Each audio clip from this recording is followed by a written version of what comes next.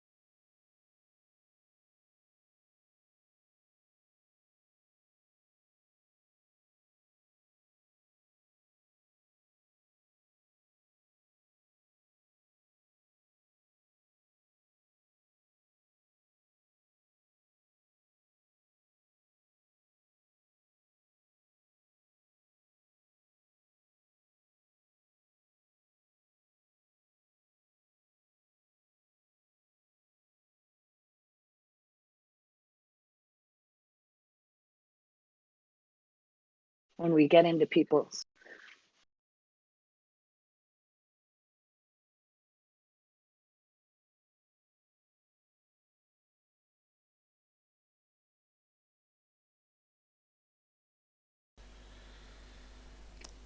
Okay, guys, thanks for listening. It's Anonymous Bites Back, episode 196, I guess, titled Question Everything. As you can see with the background, it has a nice graffiti artist. It's the truth in these times. I mean, we're dealing with a media we can no longer trust, a corporate-controlled media, and we're dealing with a hunt against a witch hunt against whistleblowers and journalists and leakers. And today, in light of the major free Assange protests, we're doing this episode, and we'll discuss a bit about the different whistleblowers, people currently incarcerated, and the subject of a free press in general. We'll, we'll try to talk about Chelsea Manning and Brandon Bryant, and also about the protests which are upcoming. Hey, so thank you for being with us, Lima. you are welcome. It is good to be here. Okay, so you suggested we should call the episode "Question Everything." So you you just start if you want. Say Well, what. basically, there's a lot going on. There's a lot going on in the world with regards to free speech, journalism. Julian Assange, Brandon Bryant is now in jail. There are so many things that are happening that it's hard to stand back and question, like, what of this should I believe and what of this should I just take for granted? One good example is the issue with Julian Assange. All of the paperwork that I read regarding his expedition is about the collateral murder video, which, to my way of thinking, was a journalistic activity exposing war crimes. And if it is something else, like some people tend to think or talk about, that gets bantered back and forth, if the Republicans talked to him, did he answer on social media? Did any of those things happen? And if they did happen, it's not giving away anything classified to let us know, and to actually, there's no reason why they shouldn't show us what transpired. Because even in the case of Reality Winner, there was some texting between her and her sister, and it was taken out of context completely and used against her. And we all know that. That's public information. So if this was the case in other areas, why is this not in the public discourse? And why is it that people are just taking things for granted? That this whole extradition case with him is not about the 2016 election. There's nothing in the documents really that I've read anyway that talk about the 2016 election. And of course, if anybody messed with our elections, obviously I am not for that sort of behavior, but I don't see any evidence either way that he had any part in it. I mean, obviously there's something going on with our electoral process. Um, and I think more of that should be in the public discourse, and it's not. And it's been my experience that when there is something derogatory about anyone, it's usually front and center of our mass media. This isn't that. So, No, exactly. And so one of the things I noticed that they actually they called WikiLeaks a foreign hostile intelligence agency, or yeah, non-state foreign hostile intelligence agencies. That's what I've been hearing in different interviews and articles, uh, and the thing is, and Yanis Varoufakis, today was the Free Assange rally, right? And Yanis Varoufakis, who's a former Greek finance minister, he explained it very well, and that is actually every journalistic endeavor, like a newspaper or a broadcasting station, or a website, journalistic website, these are all supposed to be uh, intelligence agencies. They have to collect the intel, uh, show the world what's going on, and they work not for the government, so they are non-state. They work for the actual people. So they are also the job that WikiLeaks did is actually the job journalists should do. and I mean, what they did was they published information, and I'm not going to say that I agree with everything Assange did because I don't. I don't agree that everything should be transparent, but what I do agree with is that the current case that's going on is his extradition shouldn't happen because it sets a terrifying precedent. Um, Usually, uh, at least I'm no lawyer, I'm not, any expert by any stretch of the imagination on the law. But usually, when a precedent is set, it appears to me that the state takes that rather broadly. And I don't know if you'd call it legal creep, mission creep, whatever you want to call it. The idea that a publisher from a foreign country can be extradited um, for something without really any formative public discourse. And based all the evidence that I've seen so far is circumstantial. And I'm certain that it'll probably have something to do with Chelsea Manning, who is ostensibly indefinitely detained. Um, I mean, this whole thing, it isn't right. And the whole thing about the law is when you think somebody's a thief or a burglar or doing something wrong, and they get a harsh, long sentence, it's easy for all of us to stand behind that and agree with it, right? The most difficult thing in the world to me, as far as looking at this kind of content, is how do we apply justice to those we don't like, to those we don't necessarily approve of, to those who are controversial? To my way of thinking, that is the most important, most crucial place to apply a fair and just system. And I don't see that happening here.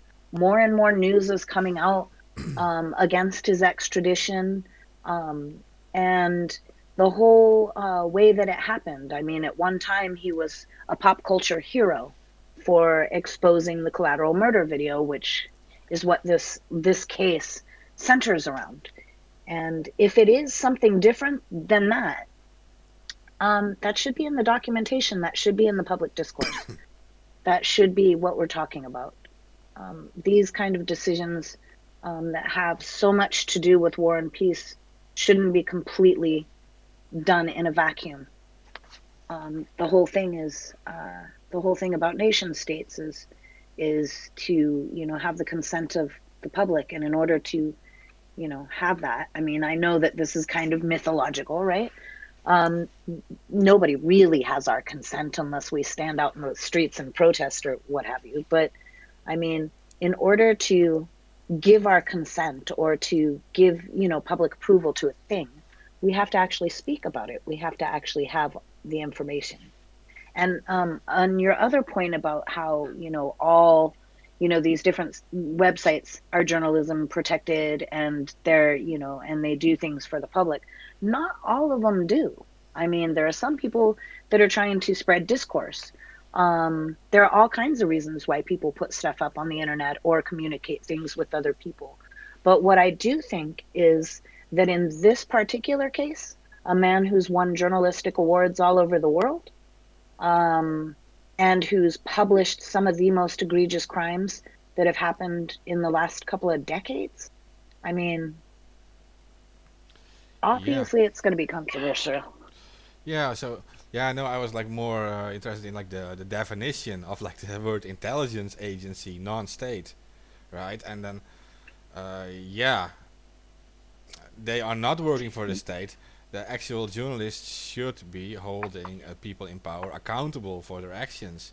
Should be the ones looking at them, watching them, and exposing the corruption if that is happening, and the crimes which are happening, and that is what they should do, working for the people who are actually supposed to be in control over elections, over who is their government. They should decide what their government should be. So they actually the Well, governments work for the people. They're supposed to work for the people, like not the other way what you around. bring up a really, yeah, you bring up a really good point. So we can use this example here. Basically, in 2010, our Congress passed, and President Obama signed something called the Reducing Overclassification Act. And basically, that was supposed to make some improvements on what classification things are done in the executive branch. But there's something really big missing from that. So, I mean, if the act was supposed to reduce overclassification, but what's not in this act is the definition of overclassification. So, even if we accuse some agency of overclassifying something, we can't prosecute. The act has no teeth because there's no definition on what it actually means. And the Federation of American Scientists brought this up and how crucial it is. And this is not talked about in so many cases that we've seen that have gone through the public, uh, like Chelsea Manning, like Edward Snowden, like Reality Winner, like Thomas Drake. I mean, we could go on and on and on and on and on. And a lot of these things, the argument that's put forth is you as an individual do not have the right to decide what's classified and what's not. And I would posit that you as an agency checking on yourself do not have that right either. And that there should be some legal definitions and some legal requirements with teeth so that there's some kind of regulation on what the public has the right to know. And to my way of thinking, the public absolutely had the right to know about the collateral murders that happened in Iraq, about war crimes that happened in Iraq. And everybody treats all the information that was put out in this particular case as top secret. And I don't believe it was. I think it was secret by classification, or at least a lot of it was. And I think that the public, that we really, I mean, Edward Snowden put it best. He said, and I don't remember exactly how he said it, but it stuck with me. We used to have public servants, public servants and private citizens, and that's been flipped on its head. So now all of our lives, all of our information, a lot of things are available about us on the internet, and it's perfectly okay. And I don't see anybody really paying a high penalty for that. Um, but when it comes to reporting on things that are in the public interest, people have paid an extremely high price. Yeah, at some point in time, either at once or gradually, everything switched. Exactly like you're saying. Like the people in power were always held accountable, and the people and the normal people would have like a form of privacy. But it is all flipped around, like you're saying. Like our internet traffic is being tapped, and we have cameras everywhere on the street. They're able to watch every little thing we do. While people in power uh, actually can keep everything hidden by either by classifying things or declaring even reporting about them illegal. Like the collateral murder video, for example, that really hits the jackpot. I mean, it shows people in Iraq committing literally war crimes. There are civilians being murdered. I'm going to say murdered. Someone was starting a discussion with me about it, but there were civilians being murdered, uh, children, journalists, two Reuters journalists I think died with that, and then you have the collateral murder video is exposing that, and next thing you know, the people who are committing the war crimes are asking for the extradition of the publisher. Like this is the weirdest thing ever, because you have now the people who are responsible for this judging the people who exposed these crimes. So you have like the criminals And judging the journalist. Yeah. so, I mean, let's say that they want him here for something else. Aside from the fact that that would be completely against the treaty between the UK and the US, that information, even in a general way, you know, um, not exposing any methods or any of that. It should be in the discourse. It shouldn't be held secret. To me, if nothing is being discussed outside of really the collateral murder video, or trying to hide the identity of the person who was sharing the information and all of that, if nothing more than that is in the discourse, then to my way of thinking, what is happening right now absolutely shouldn't be. Now, if all the other things that are being said, which I've not seen any real evidence on, I know that some people have created some timelines, but to me, that's all circumstantial. And I think that, being who we are, we have the capacity to deliver better than that if it exists. And right now, I mean, the only thing that I can really say about it is the information that was released about war crimes. And let's say we don't think that was a war crime. Let's just say that to do a thought experiment. If we didn't think that was a war crime, right? Why early on did the army say that they didn't have it? Why wasn't it shown to the public? Why wasn't there any public debate regarding it? And that's what I'm saying right here. That's why I really think people should question everything. I mean, take the what happened with Facebook and all their advertising, and Cambridge Analytica and all of that stuff, and people were just ingesting all of this information, right? And it was just exacerbated by this thing we call social media, and it created a panic in some people here in this country. Um, Nothing really is being done about that. In that situation, in the social media realm, the hen, the fox is guarding the hen house, right? And they're allowed to make their own rules and do their own thing, even with regards to political advertising, to all of that stuff. And I think that what we've ostensibly done is we've taken all of these things in beta and put them out into production in an exponentially huge way. And now the beta testing is happening, and we're finding that it has problems. So we're asking them please don't do this, or please, in some customary way that they should work with the people, right, who use those platforms. And what's happening is not that. They are not working with people. Their business model is to collect more and more data about individuals and then to toss it back in a dramatic way onto people's faces so they click and click and click and clickbait everywhere. And the FCC used to be our bulwark, the Federal Communications Commission, with regards to what got shown as news on television and all that. There's nothing with regards to social media. And I'm not saying, okay, censor everything, because obviously that's something that's contentious and debatable right now, too. But how about a couple of things that seem realistic to me? We've always done paper ballot. Let's continue until we find something that works and not beta test it during an election, which is what recently happened. Or, let's pass some legislation that mitigates some of the damage that's being done. And what I really like is the right to be forgotten that Europe has.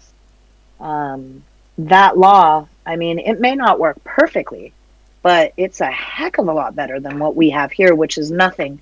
And the other thing that's not being talked about is how long can you hold my information? All right, you know where I was born, you've got my DNA, you got everything about me. How long are you allowed to keep that? That's also what agency is allowed to keep it. Who can they share it with? That's also not in the public discourse. And one of the things that Julian Assange did that a lot of people don't talk about is that he started a conversation on how we navigate this territory. How do we actually share things with journalists when there are cameras everywhere, when everybody can look at your telephonic records, when everybody can see all of your metadata, when we know where you're headed, know what you're doing, when we, know what you buy at this Amazon shop, or we know what you buy on this website, we know when you swipe your card at this store, we know when you get gas at this gas station, what your license plate is, where you were driving, we know all that stuff. So how do we get that information to a journalist if there's some egregious thing, crime, fraud, waste, abuse, or illegality happening? And the public has and needs a right to know. And there's two things about that. One is whistleblower protections, and there are so many cutouts for the intelligence community. And there's no protection against being charged with the Espionage Act, as we've seen over and over and over again happening more and more. And also, where's the line drawn with all of this? And I think people need to do more questioning, because there's a foundation that's being laid down that is infringing upon our privacy. And on the flip side of that argument, people are screaming free speech. And free speech is not yelling fire in a crowded movie theater when there is no fire. That's unlawful. Could get people killed, right? I mean, so we just need to have discourse on this. And that's one thing Julian Assange was starting back in the day, before he was ostensibly shut down. Really, I mean, he spent years in an embassy, and nobody talks about the fact that he's spent years in an embassy pretty much by himself, being surveilled in the bathroom. The bathroom was being surveilled. Yeah, I mean, you make so many valid points. I'm going to try to at least respond to a few. And that is what you're saying about social media. Well, how they introduced themselves into society was to act like a public marketplace, like a public place for people to talk, right? And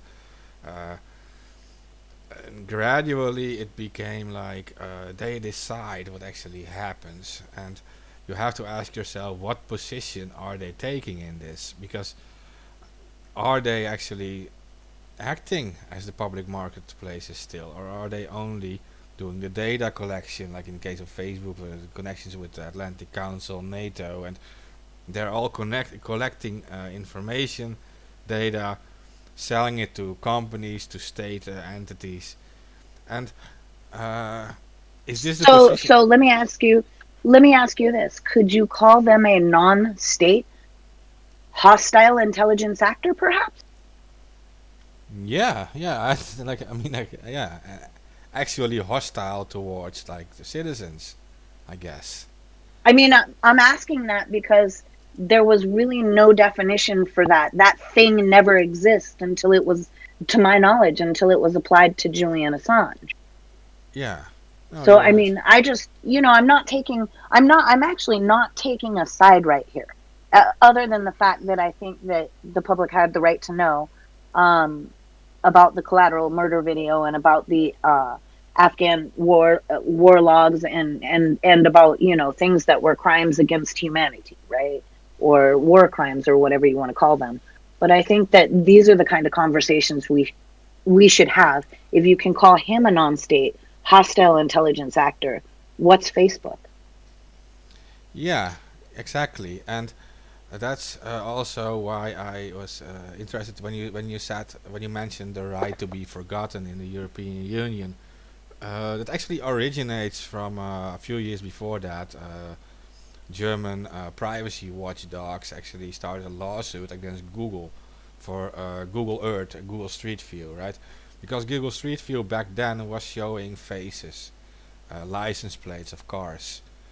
Uh, it was all in the open, and it was a huge breach of privacy for normal citizens, at least according to the German watchdogs. So what they simply sued them, and they created a sort of right to be forgotten for German citizens, and eventually this spread to other European countries too, because they follow the same European law, so to speak. Um, so this was one of the foundations for the right to be forgotten. You can demand your things to be taken off, and in that case it was done collectively. All the German information needed to be taken off. No more faces. No more privacy breach. I think even the house numbers had to be taken off, if I'm correct. So when you look at something like that, you look at what happened, and what happened was a bunch of the German citizenry got together and said, "Hey, we need to discuss this. I have a reasonable expectation of privacy in my backyard, and Google is coming down and filming me. So what are we going to do about this?" And there was some discourse, and things happened, and the positive result ended up being the right to be forgotten. Here, that's not happening so much.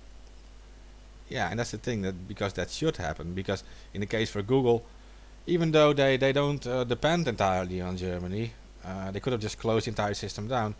They did listen to them because yeah, all of them worked together to do it, and they said like yeah, either you're going to do this or we're going to cut you off. So that's simply what you have to do, and the result is not going to be that they will simply leave your country. No, they're going to listen. But you have to do it together, and you. In this case, in Germany, there is a pretty powerful privacy protection law, and it is all done by the government. It still exists, and it has to do with their past, with the whole Eastern Europe situation, with all Eastern Germany situation, with the Stasi and all these things. They have all kind of protections built in now, and that it should actually exist for the USA too, I guess. Actually, for all of us. I mean, Exactly. And I think that what leads up to that is that we have to find some things that we agree on. And right now, it's such a polarized world that we're having a difficult time doing that. And one of the things that I think that we should be able to agree on is that what somebody's being accused of or charged with should have some real definition. And I think that when there are treaties about extradition, they should be followed. Um, yeah, I mean, simple things like that.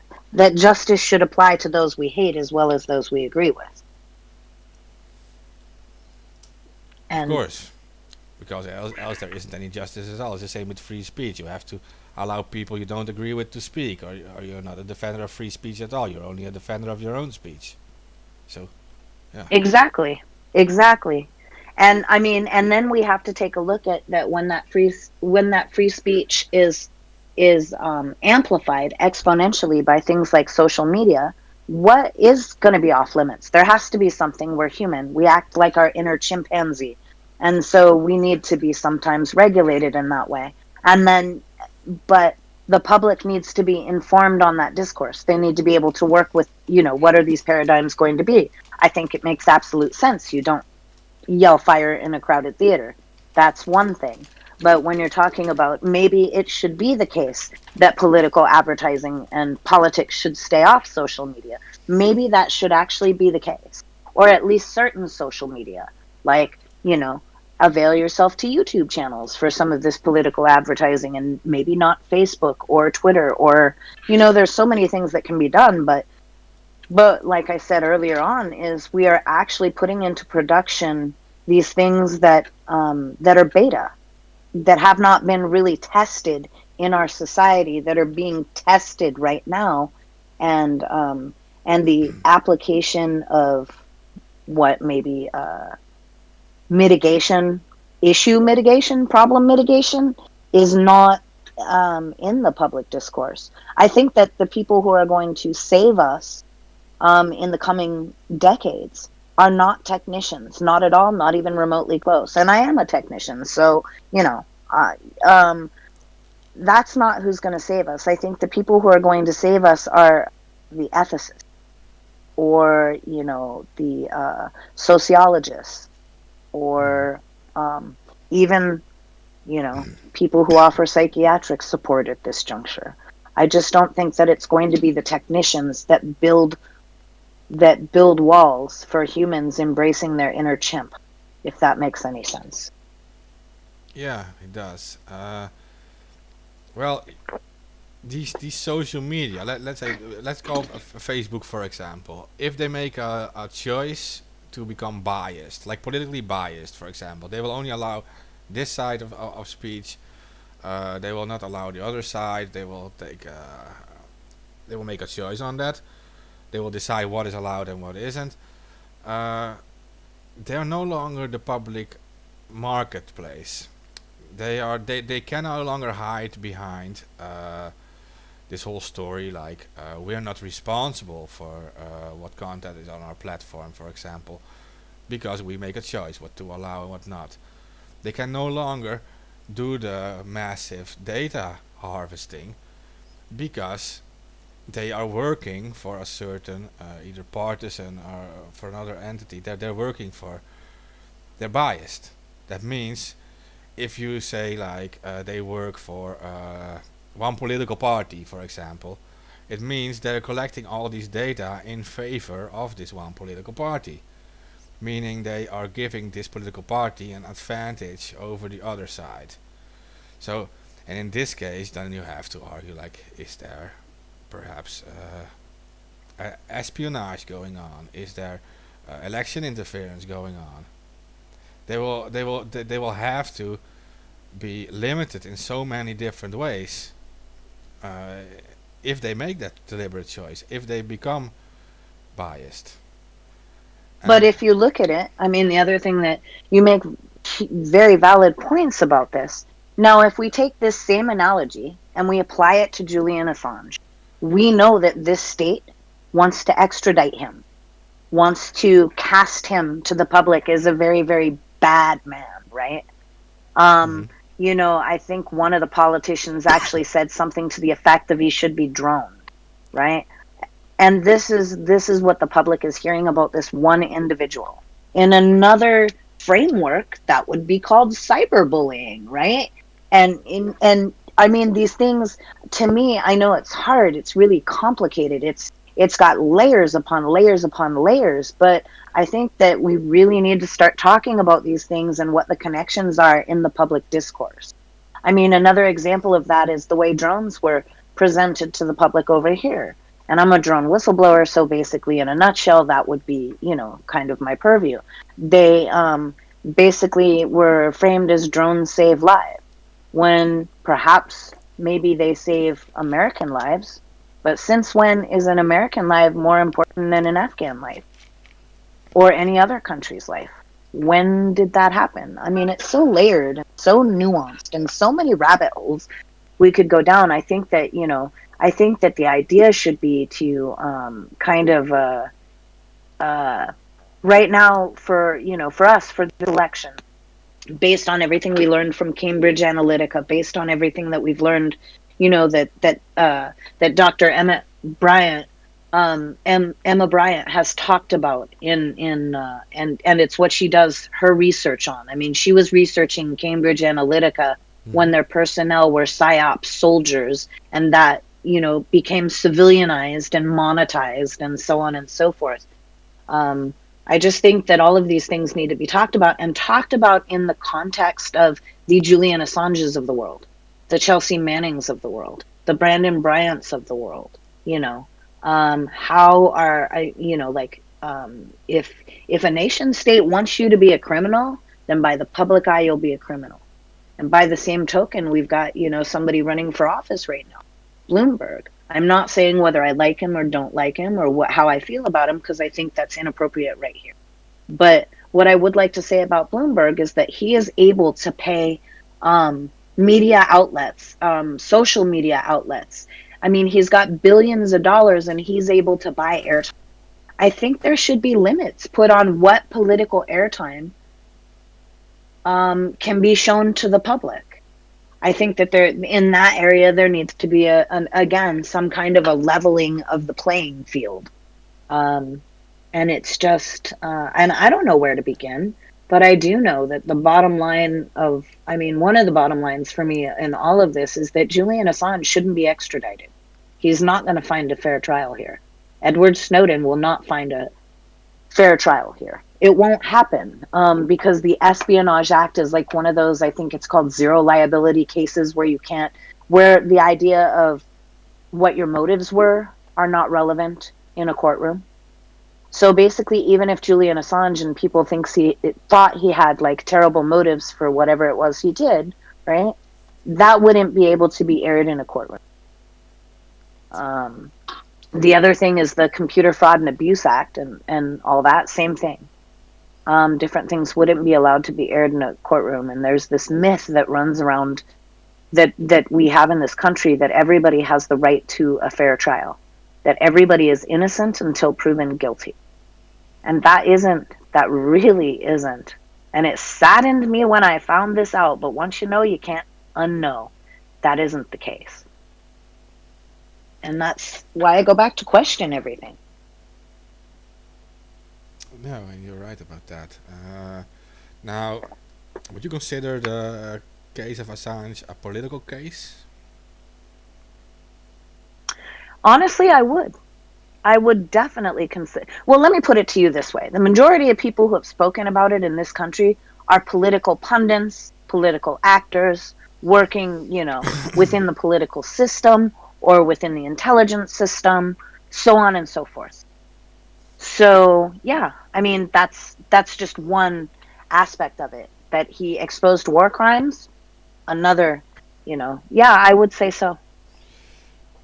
Yeah, and I think certainly the idea is given that it is political because it comes at a moment that yeah, I don't want to sound partisan. I'm not even from the USA, but um, the war crimes were committed by the government under George W. Bush, together with partners from the UK. And even from my own country, the Netherlands. But the war crimes were committed under Bush, and now we have another. The Republican Party currently is in government in the United States, and we see this whole extradition request. The previous government in power did not directly do it like this. Uh, But he was also a constitutional scholar and understood the rights of free speech, and I think he understood the precedent that this would set. But by the same token, that same administration prosecuted more whistleblowers than any other administration before him. So I mean, I'm going to go back to the same thing. This isn't partisan; it's power, and mm, people can take one side or the other and throw vitriol at either or the other political party. People are free to do that, and they do it all the time. Um, However, I think that when we're talking, and this is the difference between the UK's forum board and our court system. Our court system, the judges are appointed politically, right? And the forum board is supposed to be apolitical. But But here we go again. It's like we place these things on these. We look at things in a binary fashion. It's either Democrat or Republican, or it's either right or wrong, or it's either. I mean, but there is so much nuance in all of this that needs airing and needs study and needs research. But again, the fact goes that whether you're a Republican or you're a Democrat, you're capable of believing in justice. And what justice isn't is bringing somebody to the United States to be persecuted, ostensibly put in jail for life. I would say executed, because that possibility exists regardless. I mean, obviously, the administration we have here now doesn't necessarily follow customs that we have here. So I don't know how he feels about the agreement between the UK and the United States. And is the UK's foreign board or wherever they're doing the judging take that risk? Is it lawful for them to take that risk knowing that they have the agreement that both states have? I mean, again, it's about power. It's about being able to hide things behind secrecy, and not just hide anything. Hide, crime, illegality, hide some of the most actual heinous crimes that have happened during the past 2 decades. Torture at Guantanamo. And the people who are paying the highest price are, Daniel Hale, who I was in the film National Bird with. He didn't do any, he didn't go into that film to, make a name for himself. He didn't, he wasn't motivated by selfish reasons to participate, as neither was I, in fact, to participate in that film. However, I mean, if I were to be in Daniel's position, and I'll tell you honestly, I would give my right hand to take his place, because I just think he's an incredibly noble young man. I mean, when I was his age, I certainly wasn't thinking about what's best for the globe, right? Um, and you look at Chelsea Manning. While I don't agree with everything Chelsea has done, I mean, the fact that she was willing to stand on her principles and still is, despite what's happening to her, and she is ostensibly, indefinitely detained, right? In America, we have a prisoner, more than one, indefinitely detained. Um, and Jeremy nobody's Hammond, talking about it. Jeremy Hammond too, by the way, who yeah, he also Yeah. refused. He's also locked up again. I mean, it's insanity, to be Yeah, honest. I mean, it is. I'm not a fan of all this secrecy. I'm just not a fan of overclassification, whether it be defined or not. I'm not a fan of. I mean, look at where we're heading. I mean, we've got a president here who's autocratic, making decisions and breaking customs that have been in our country, for almost or since its inception. And I mean, it's really frightening actually when you think about it. I hate to be a Debbie Downer, but no offense to any Debbies that are listening, but I mean, really, this stuff is really, once you've had the experience where where you've been watched, where you've been on that side of things. I mean, um, I need to figure out, like, I mean, for my own life, where, looking at all of this stuff, I mean, Daniel should be in school, in college, getting an education, and instead he's waiting to go to court. Yeah, you're His entirely right about that. life is his life is put on hold. He's had a sort of Damocles over since the movie. And does everybody have a sort of Damocles now? I don't know. So you gave me a good pitch because you talked about being watched, and I wanted to mention Brandon Bryant because he was a camera operator for unmanned drones, right, of the USA Air Force. Yeah, this is quite the story. I mean, there's actually another person who was also in the drone program been making movies about him and pretty much, I mean, I would call it stalking him for years and years.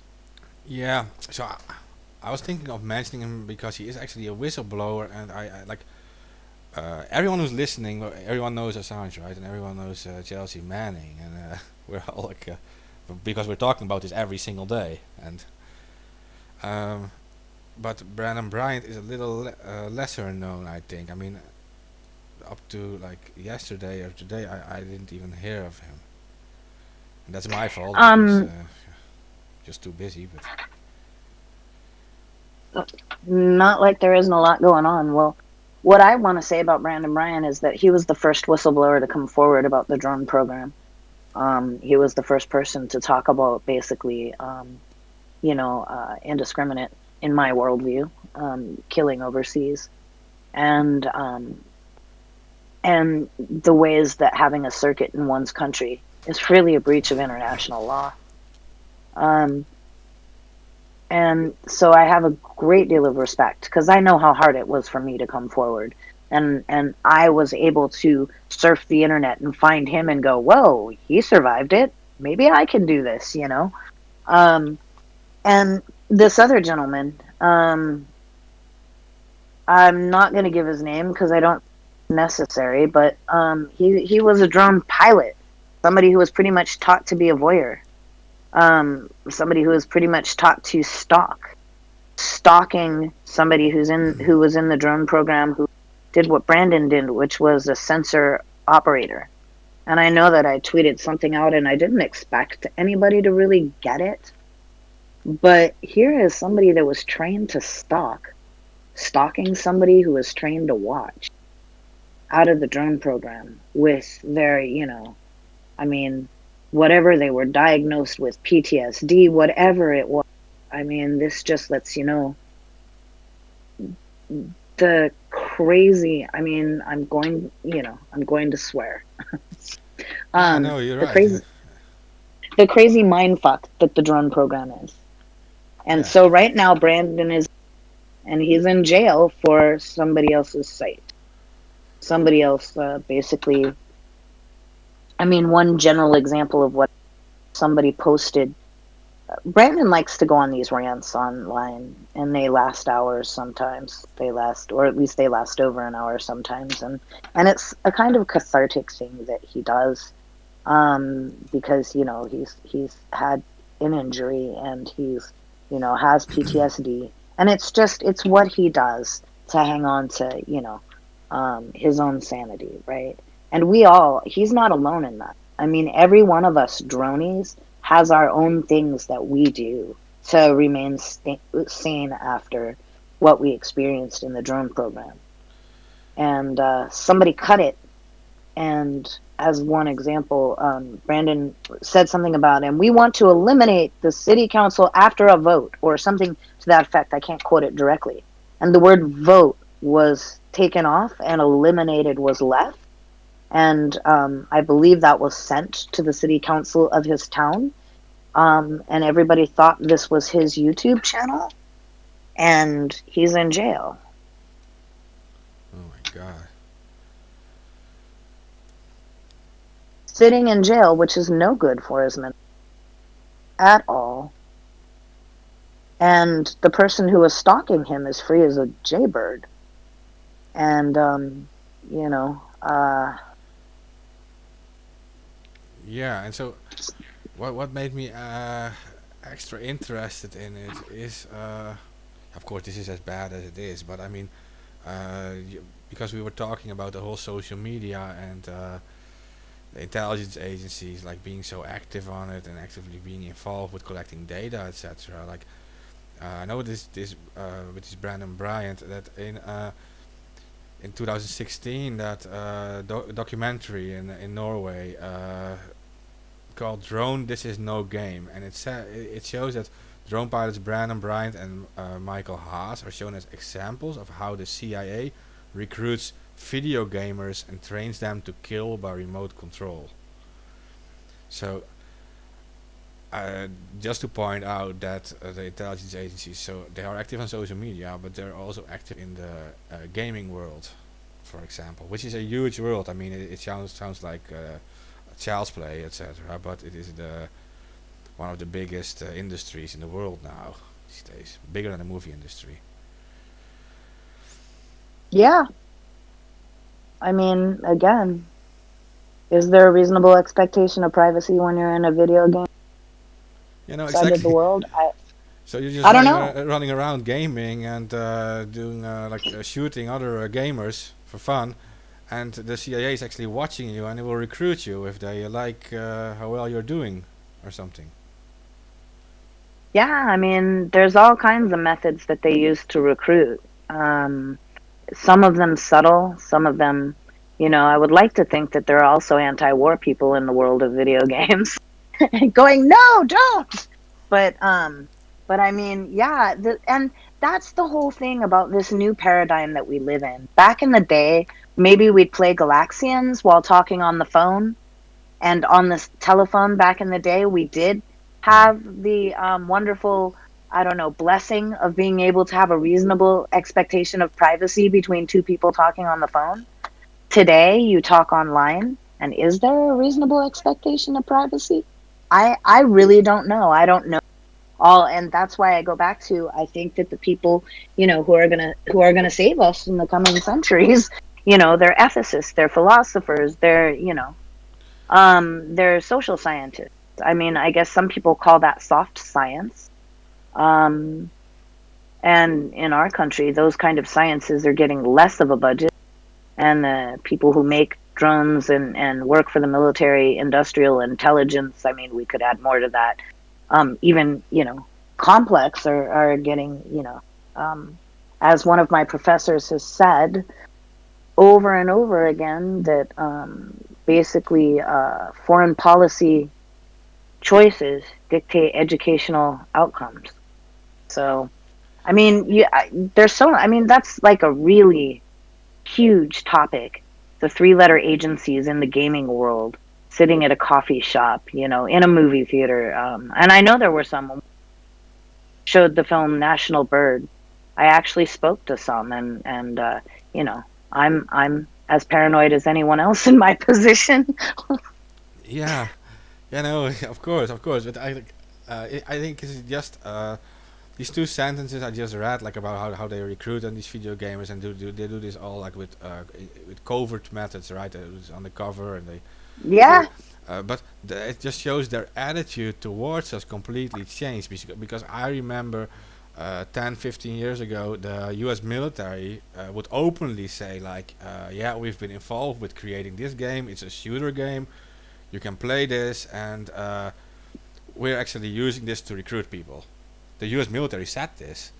Now, and that is a Well, different yeah, story. and we've also known they've had an office in Hollywood for decades, right? Yeah, so but that would be less of a problem because they would be openly saying it. But now you have like this Hmm. intelligence. They secretly run around and they do it all by code means. They don't give us the openness anymore. Well, I think about it that say my kid, I don't have a kid, but if I had a kid and he or she was 13 years old and playing video games, hey, I'm gonna go play a video game now, mom. Sudden they're in some NSA, CIA, DIA, whoever, three-letter agency in the video game. Like, as a mom, am I gonna know that? Is that okay for this agency to do that? Is that is that an incursion into my privacy? I mean, how do you look at that? I think personally, I don't think the military should be allowed to go in high schools or grammar schools to recruit people. Um, that's my opinion. I agree with Um, it. I doubt anybody will listen. I don't think people should be able to join the military until they're 24. It sounds fair too. Um, I mean, I think you have to be like 16 now to join it. I think in the USA. no, well, I'm not sure about how they do that double enlistment where you finish your high school before you enlist, where you can say, I promise I'll show up beforehand. I can't remember what they call that, so I don't know. But to actually formally enlist, you have to be 18. Okay, okay, so that's still 18. Yeah, But it's still young. yeah, it is young. I mean, talking about 18-year-olds. I mean, they're just starting with life, and they're already being trained to take lives. Yeah. Yeah, I mean, I look at the folks in the film and how young they are, and that's part of why I participated in it, because I joined when I was older, after I had had a business, after I had done things in my life. So, but some of these other people, this is the first time that they left home, and now they're in this secret squirrel program, extrajudicially killing people overseas. Um, yeah, that's a lot. Boy, this was a depressing show, no? Yeah, no, I know, but it all makes perfect sense because uh, if you take lives, but you're like 18 and you don't know much about geopolitics and about the reasons you even go to war. You don't know much about situations in these countries because how much of the history did you study of these people? Do you know about their religion even? Like, are you aware of who you're killing and who you're doing it for, what you're Yeah, doing it for? Like, this is like completely irresponsible, I think. Yeah. I agree. I think, I mean, so it's it's like what I did say in the film National Bird. These are not, we have to stop thinking that people that are foreign to us are the other or some kind of a terrorist. And what blows my mind is, how can there be an intimate, an imminent threat when these people do not have intercontinental ballistic missiles? The people that we're sending drones after. Um, Yeah. I mean, please, you know, um, and that's another thing that got redefined. And again, I mean, UN, all of these. I mean, there's so much that is customary as opposed to mandatory. That are just customs that have been around, and that's again. I'm going to go back to Julian Assange. The reason why he shouldn't be extradited is because of not only the treaty between the U.S. and the U.K., but a lot of these things that are customary, they're based on the fact that we haven't done it before. And no, we have never taken somebody who people can argue all they want to. Is he a journalist? Is he a publisher? He's not, I mean, I'll make clear, he is not a whistleblower. He's either a journalist or a publisher. He's won journalistic awards, he's won publishing awards, right? So the minute that people get to decide, oh no, he's not, yes, he is, like a journalist or a publisher, that causes a problem. And then extraditing him to this country, that causes a huge problem, because then we will say we can have a conversation if it happens and say, yes, there was an actual journalist, somebody who won journalistic awards, a publisher, somebody who published news, basically, who worked with newspapers that are not standing up for him. Sure, they disagreed with him at the times that, he didn't have the editing capacities that major newspapers did, right? Or any of those things. Sure, there were disagreements, but we will then be able to say that, yes, we extradited a reporter and threw him into an American prison. And 20 years down the road, will it be us talking about, yes, we extradited a journalist and we, and we, uh, you know, uh, gave him capital punishment? Will this journalist is over here in this country talking negatively about us, let's go get them and bring them to the States? We'll just tell the American people some story about the horrible things that this person, I mean, that's the precedent that we're starting here. And I can tell you that Barack Obama did not appear to want to start that precedent, even though he did, like I said, prosecute more whistleblowers than any president in our history, right? Are we willing? Is the UK willing to start this? Nothing good can come of it. Nothing good at all. Now, well, I still have the hope that they won't actually extradite him, by the way. But you are completely right about that. It sets to a very dangerous precedent. And I mean, I'm not from the USA. I own several websites. If I start publishing negatively about the USA, I can be extradited too. I mean, Assange is an Australian citizen. He's not a US citizen. So we pretty much have the same. we're in the same boat then. If I start publishing like he did too. So this is very dangerous Oh, the because other thing that, yeah, the other thing that I wanted to say is like he had stuff to do with, different organizations that support journalism. He also participated in activities that, that benefited journalism as a whole, right?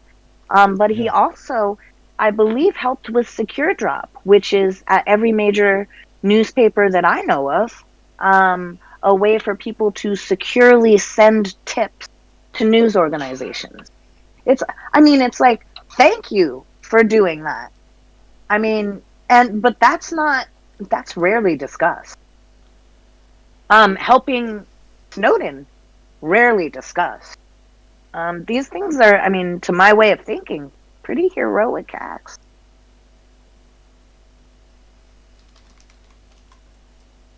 yeah, and yeah, secured up. That's a good example of it. And then there is now there's also there are other versions of that. You have also like the global leaks, like that's a similar system. But you're completely right. That's pretty much He he stood at. started that. Yeah, I mean, he and the internet's own boy, and so a bunch other people. They started that conversation and actually took action that helped that helped everybody in the world. yeah, and another notable person we should also mention who was also involved with that was Aaron Swartz, who That's who we call the internet's own boy. Yeah. yeah, yeah, he was also involved with development of Secure Europe, and uh, yeah, and we all And know how then he tragic that. ended up Yeah, yeah, go then ahead. he ended up being, an enemy of the state because he tried to free scholarly documents.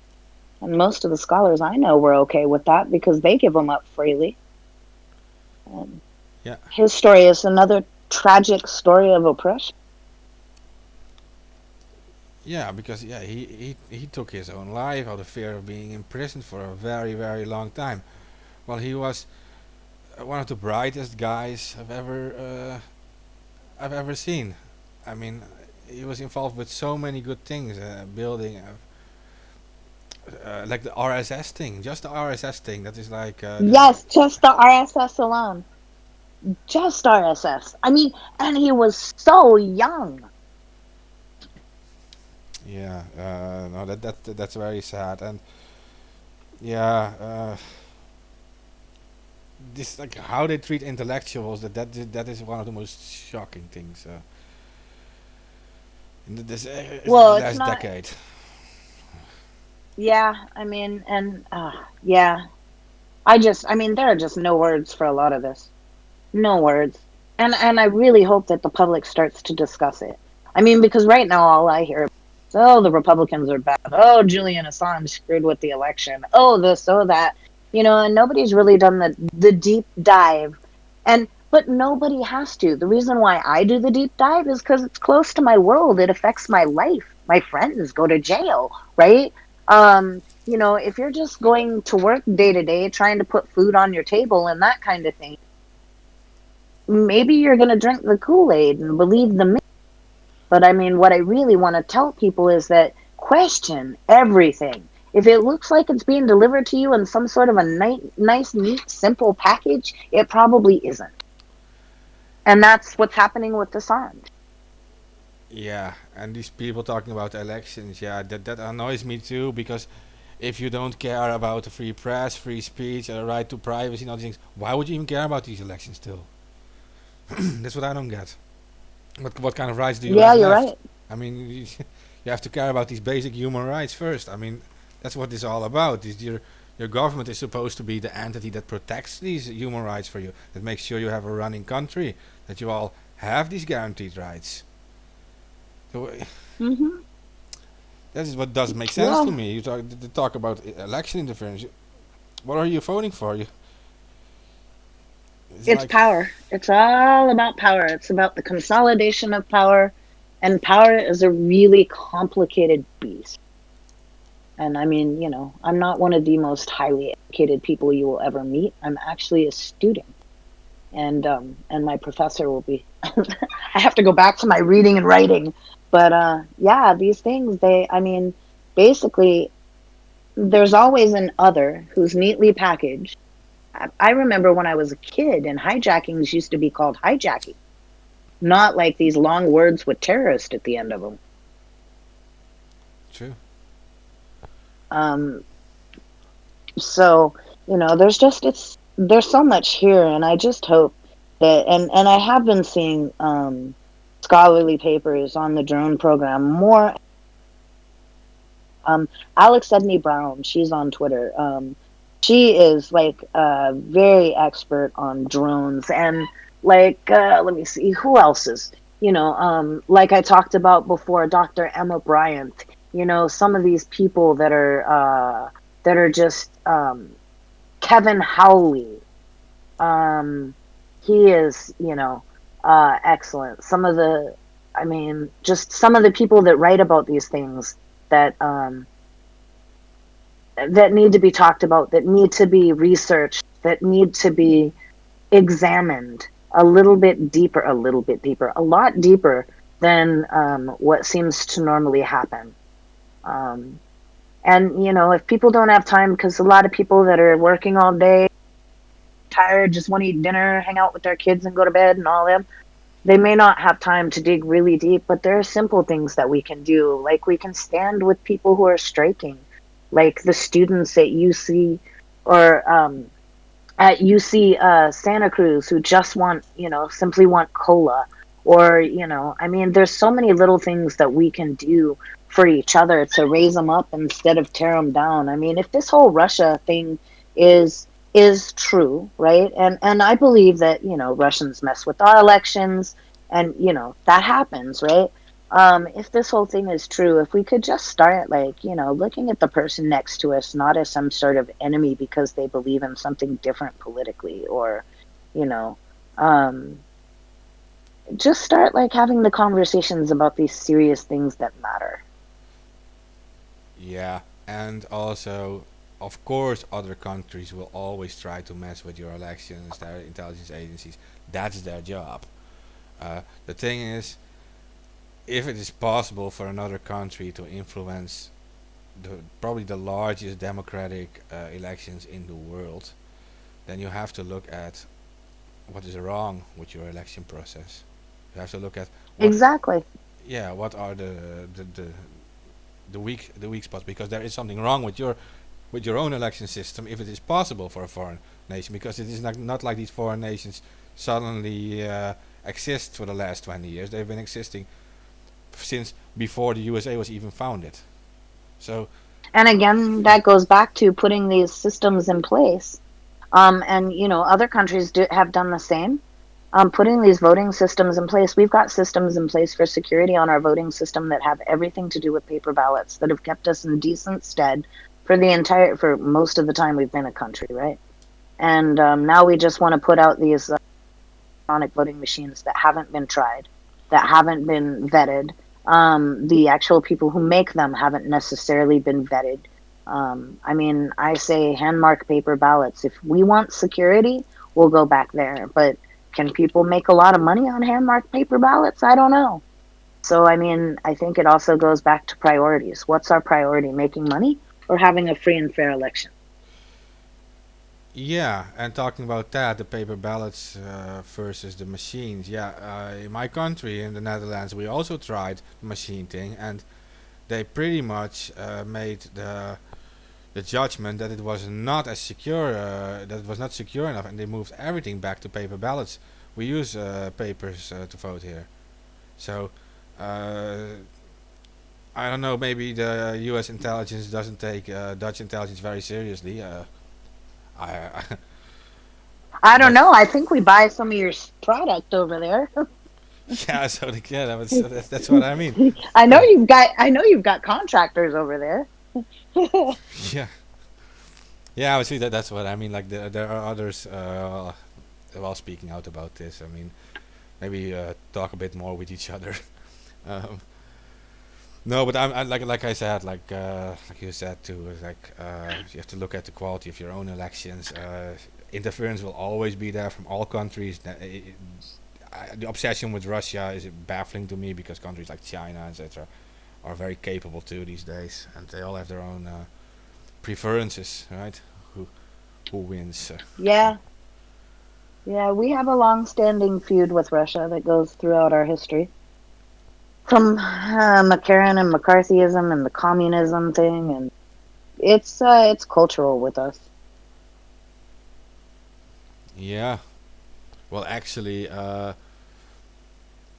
yeah, like websites like Twitter, etc. They reported in many cases that there were like state-sponsored attacks coming from like China, trying to get access to certain accounts, for example, and those that was also done to influence public opinion about certain things, also that had to do with elections. And so uh, Yeah, I don't get the obsession really, but like you're saying, it is a long-standing feud. It's Cold War stuff.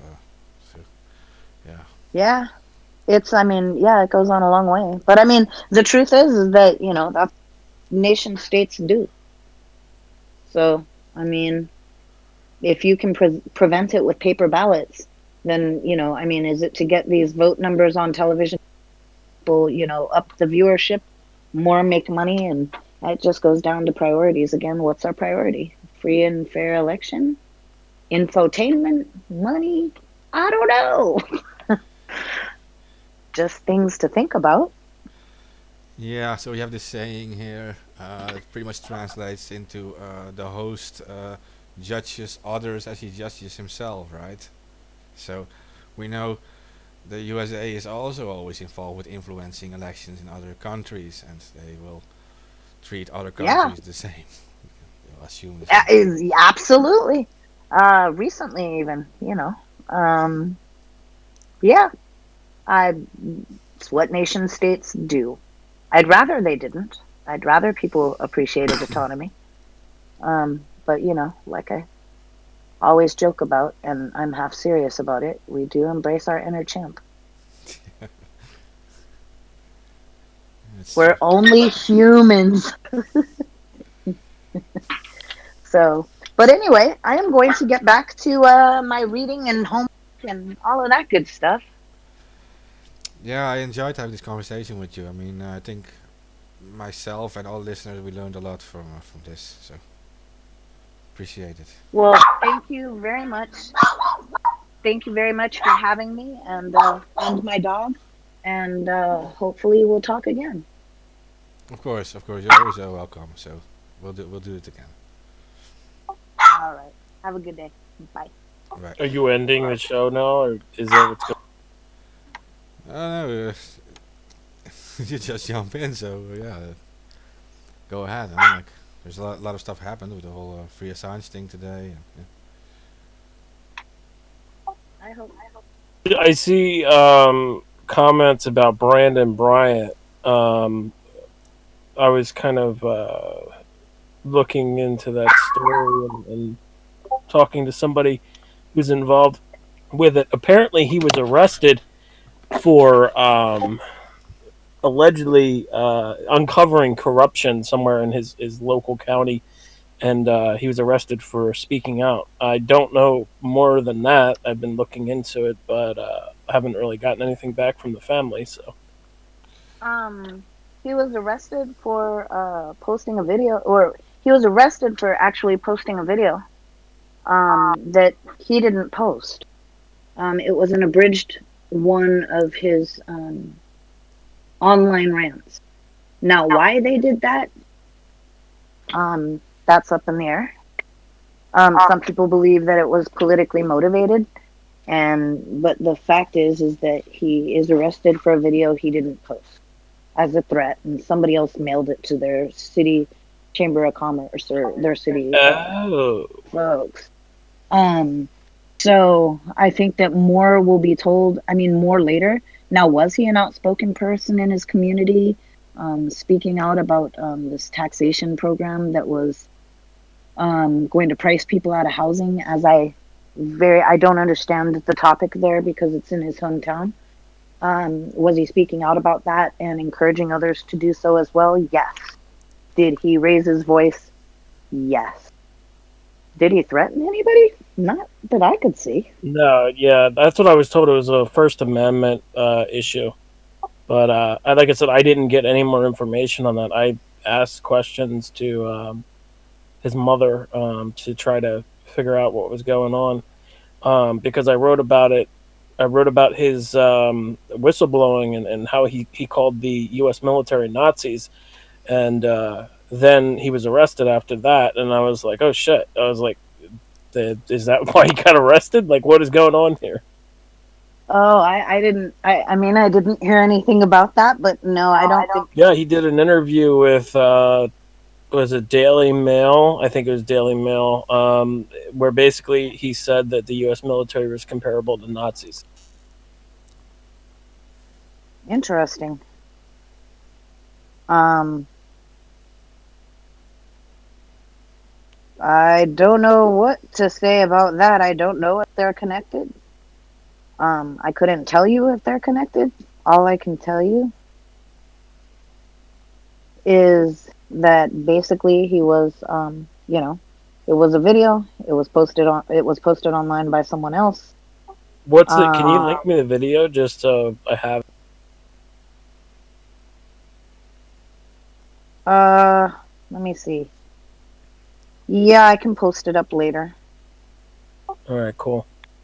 Um, I mean, I'm pretty sure, and basically on the video it says that this has nothing to do with Mr. Bryant. It actually says that if you drop down and see where it says read more.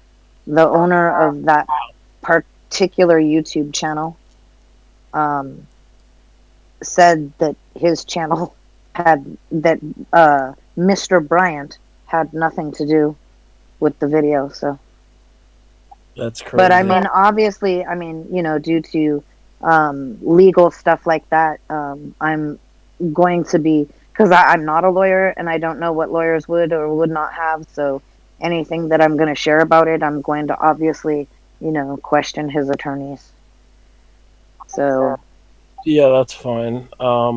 That's perfectly fine. I just didn't know that anything about this video. Like, um, Brandon's not, I mean, okay, let's put it like this. Brandon, does he get angry? Yeah. Does he raise his voice? Yeah. Do most people who are in the military as NCOs or what have you raise their voice? Absolutely. Um, did he threaten anybody? I mean, he's pretty much, as far as I've known him, I mean, let me put it this way. I am not afraid of Brandon Bryant. Like, not at all, not even a little bit. Now, the guy that's stalking him, yeah, he's kind of scary to me. yeah, I wanted to know a little bit more about that too. I asked questions. I relayed to his mother about what exactly the stalking that was going on and like how um, like intimidating it was and like what they were doing. Yeah, I'm sure that, when she gets up for air, that she'll, answer questions that are out there. But, obviously, what everybody's focused on is Brandon's well being. So. Yeah, I just think it's really important, like, to focus on the stalking aspect of this because it's insane that a whistleblower is being intimidated, and he hasn't even leaked like any classified information, right?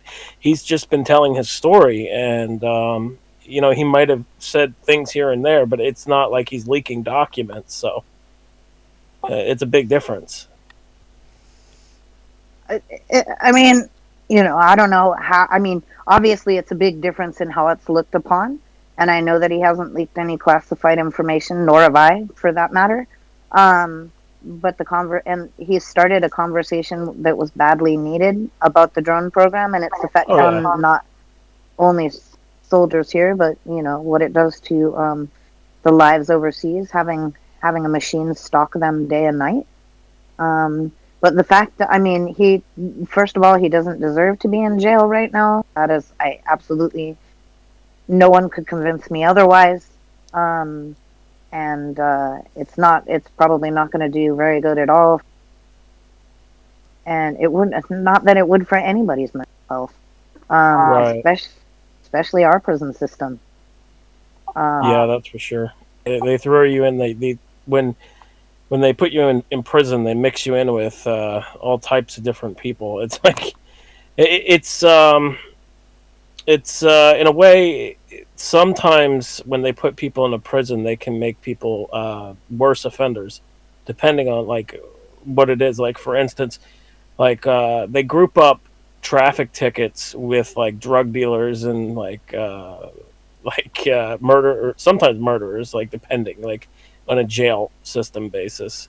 Um, Depends on the jail and everything, but when I was in jail, I was grouped up with all types of fucking people, gang members, fucking drug dealers, all the types of people, and yeah, I mean, it can really make things worse for a person. I mean, you put people around that type of stuff, like if you don't have um, Faculties.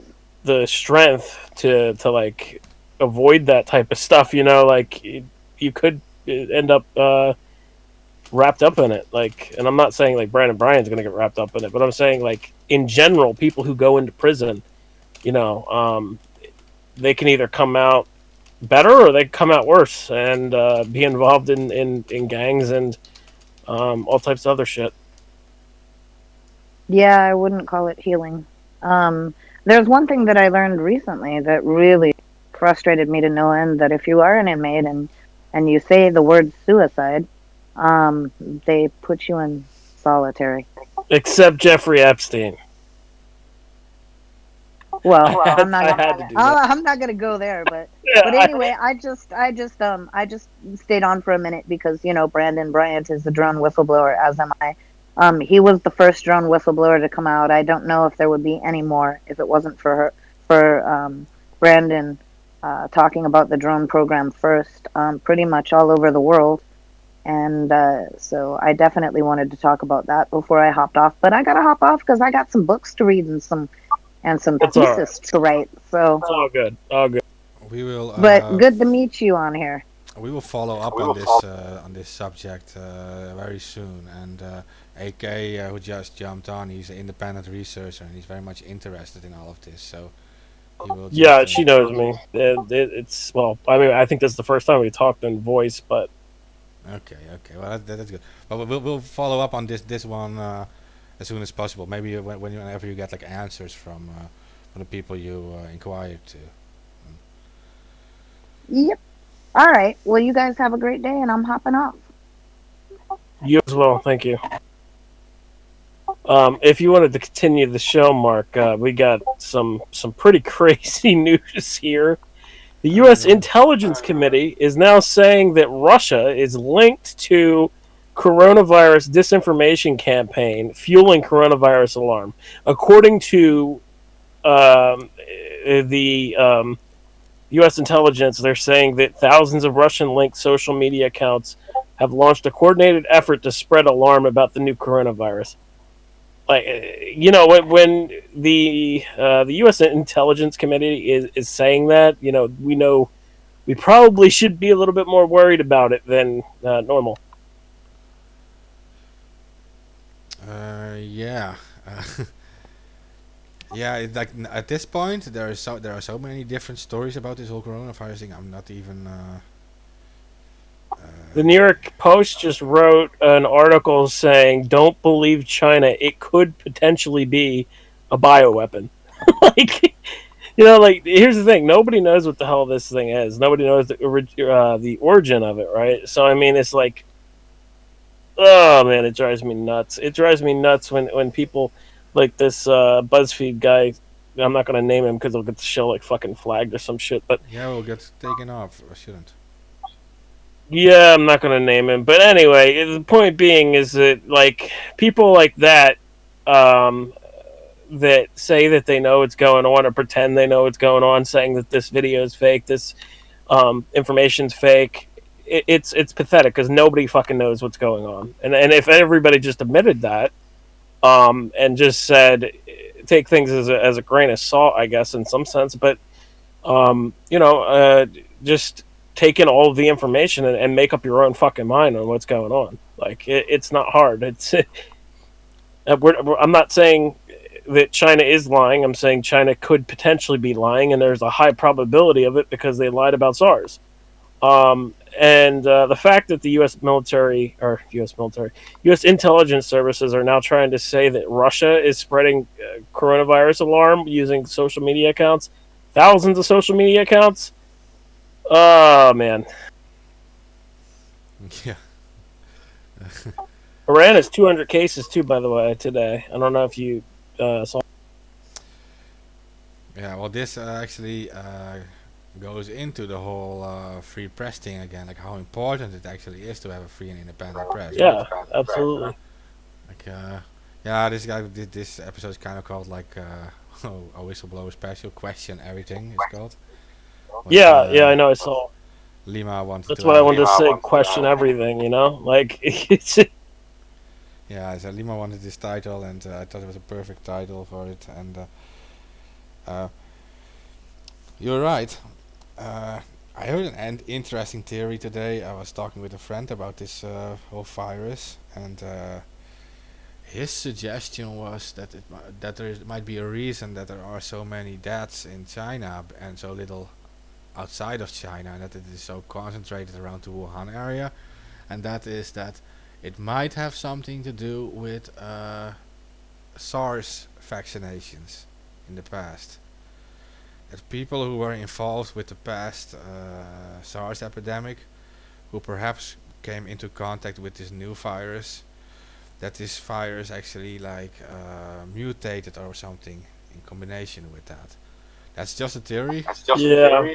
but because they were talking about people. This is like mostly men hitting.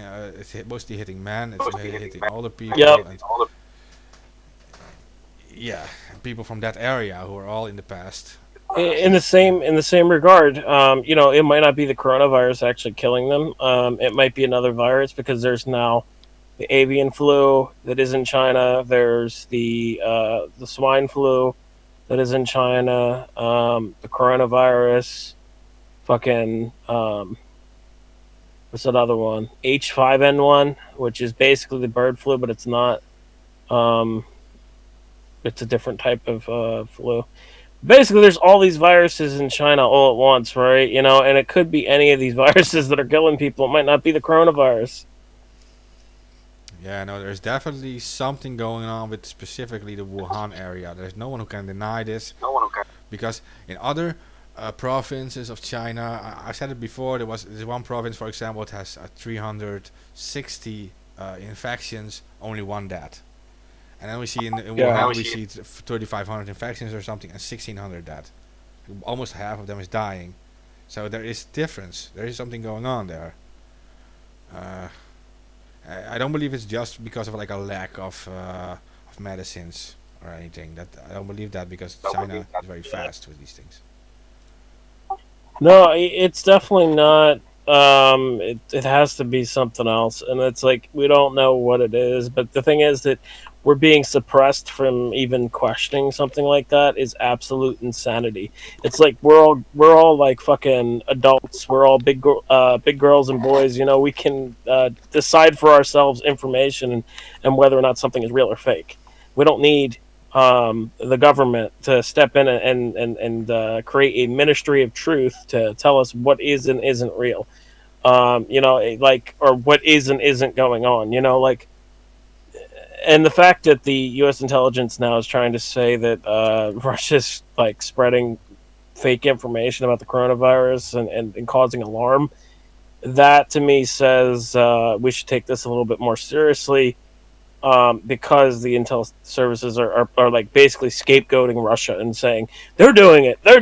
You know, like they're creating all the hype around this. They're inciting um, um, panic. They're inciting panic on this, and you know, like no, it's not only fucking Russia. I'm sorry, U.S. intelligence services. People actually have brains and are worried about this.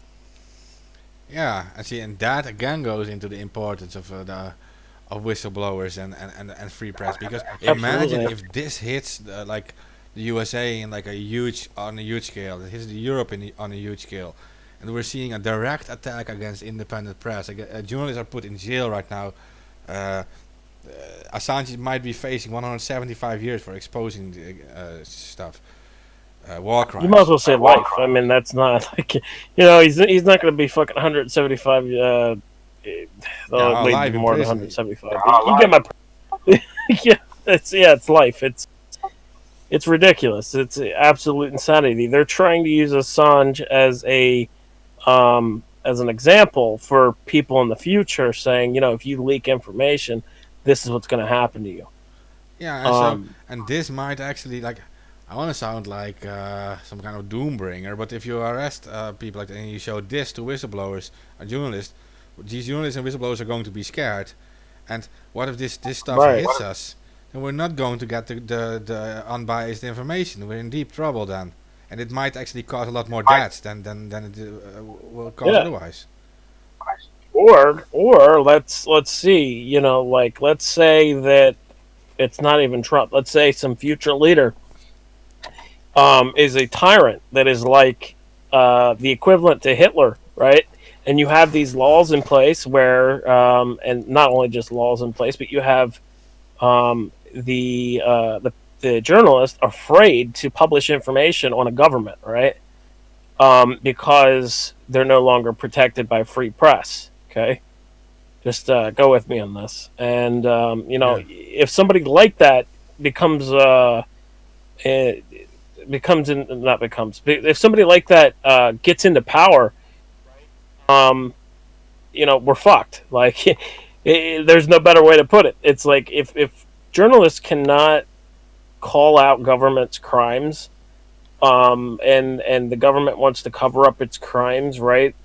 There can be free reign tyranny all over the place, all over different sectors of government, and including the highest being the president in the U.S.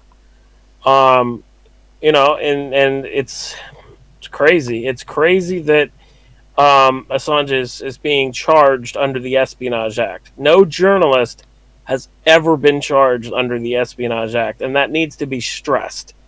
Um, like, it's such an important case for not only journalism but human rights, that it doesn't matter if you like Assange, hate Assange, think Assange is a fucking shill, which, I obviously don't think he's a shill, but some people fucking, they entertain this fact in their mind. I don't know how, but, it doesn't matter what you think. It matters that this case, no matter what, is a precedent. It will set a precedent for years to come. Yeah, and the strange thing is that this whole espionage thing only holds up when they would actually have proof that he would be connected to a state. But the thing is, he is not connected to a state, and even like his enemies and accusers say it is a it is not a state entity. It is a hostile intelligence agency, but it is not. It is a non-state, and that means espionage. Like all journalists are supposed to be doing espionage. Right. That's how it works. And that's not even, it's like espionage. How can you be charged with espionage when you're not a United States citizen? Like Yeah, that's correct too. that's the biggest point that I don't see where the US government is combating that. How can Assange be charged with espionage when he's not a US citizen? Well, you could say he is a foreign spy on U.S. soil, for example. The fact is, he's not been on U.S. soil. So, Right. and Well, he's then not. how can he be charged? Like, it doesn't make sense. It doesn't make sense. It's a straw man argument, that it just collapses once actually examined, by lawyers, number one, and then by people who just use their common sense. He's never been to the U.S. He can't be charged with espionage. He's not a U.S. citizen. No, and then there is the thing that he's only been publishing, and he's not been doing this espionage himself either. Like, he's publishing the files of whistleblowers and leakers and whatever, and that's just a publishing platform. And then there's another question: who would he be spying for? Because he is actually delivering this information to citizens, to normal people. He's not Well, that's where their whole bullshit narrative of Assange being connected to Russia, and I'll tell you exactly how you know it's bullshit because in 2016, okay, Guccifer 2.0 tried to conflate itself with WikiLeaks releases, right? And they tried to say that that account was ran by Russians. That account actually published documents. In those documents, you can look at the language locale, and you could see in the metadata that they literally inserted Russian language into the documents, which doesn't make fucking sense if it's a document that's stolen from the DNC. You understand? Like, I want everybody to understand that. And you know, when people say that the Guccifer documents were downloaded at 33 megabytes a second, right, and then they say that proves that the WikiLeaks documents were a leak. Here's the thing: WikiLeaks documents are separate from the Guccifer documents. Guccifer documents was really nothing significant that they leaked. They actually contacted me and tried to get me to publish Clinton documents that were fraudulent. I looked into them. It showed that the metadata was fucked with, and it showed that they literally created a folder and called it "Pay to Play," and then within that "Pay to Play" folder was like thousands and thousands of files that they said was evidence of Clinton's involvement in pay to play scams. But the thing is, those documents were all fake, and they tried to get me to publish them, and I didn't. Now, the reason why I even like inserted myself into this, um, and I don't know if I'm putting myself in any legal trouble now or not. I don't really give a fuck. But um, basically, basically I contacted Guccifer with the first leak, right? I then was talking to them in email, and I was saying to them because after Seth Rich died, I was like, "Oh shit, was that just you?" You know, like I said that in the fucking email to them. And then we kind of made a connection through email, just emailing back and forth. And I know that the U.S. intelligence services have been trying to get in my email and view that. So I'll just tell you guys, there's nothing there. Um, but basically, Gooseper 2.0 emailed me, and then they tried to get me to publish documents that they were giving me, and the documents were fake, and I looked into them. But the other thing for Assange that tries to say that they were trying to set him up was there was a $1 million bribe that was offered to Assange, and he turned it down, but it was money that was connected to the Russians, and I think it's highly coincidental that that even happened, and that was connected to. I was connected to, I think, Todd and Claire. Don't quote me on that, but you could look it up and try to find the information on it. But yeah, that's two of the things that they try to conflate Assange to and WikiLeaks to that Guccifer account, Yeah, but which they nothing. believe be in Russian. Yeah, I understand, but nothing of this, nothing related to the DNC stuff is even in the charges against Assange. It all has to do with collateral murder and surrounding that. Right. Has nothing to do with what he's being extradited, what they're trying to extradite him for. Right, but then yeah, right. That's right. Yeah. So they charge him under the Iraq and Afghanistan and collateral murder leaks, right? But Yeah. they create the narrative that he's he's a Russian agent. Do you understand how they did this? Like they don't have fucking evidence that he's a Russian agent. They even admitted that. The what was it, James Clapper and fucking all these intelligence guys, they admitted it in a document saying that they have no proof that the leak that Russia that WikiLeaks posted was from Russia. They said that in a document. They had no proof. So the fact is, they have no proof. So all they did was just conflate Assange with Russia and say he's a Russian agent, he's a Russian asset, and then they're charging him under the previous leaks, which were from what was it, 2010, I think, 2010 with Afghanistan and Iraq War Diaries Yeah. and the collateral murder video. So that's what they do. That's the spin that the government put onto Assange. You know, they did all these types of spins. Like they Todd and Claire, which was set up in a fucking garage, and they tried saying Assange was a pedophile. And then guess who goes on TV saying that, like repeating it, right? A former CIA assistant director or director, I forget who the fuck it was, but anyway, he goes on CNN saying this, and that's libel.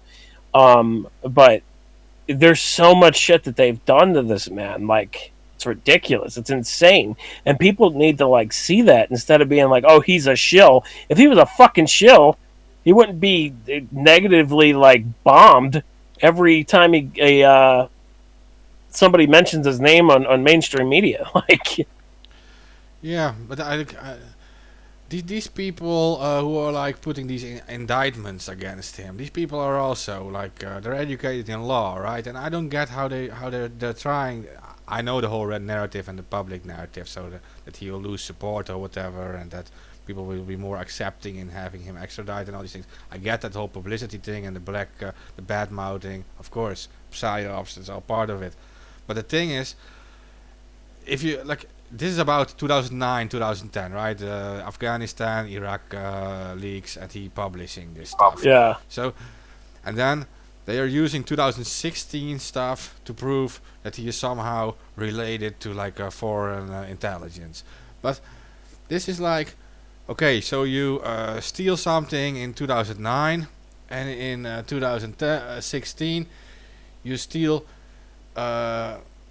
You buy drugs from a Mexican guy in the U.S. and then they will say like, okay, in 2009 you stole something. It must have been done for these Mexicans, because you bought drugs 7 years later from these guys, right? This is not possible.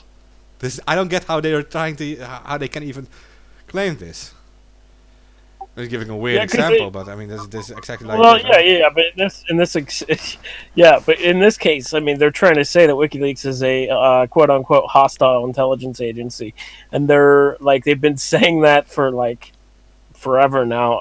It's been the narrative, so that's what they're trying to do here. But then like, let's talk about the fact that they're trying to indict Assange for hacking. Based off of helping protect his source, who was Chelsea Manning at the time.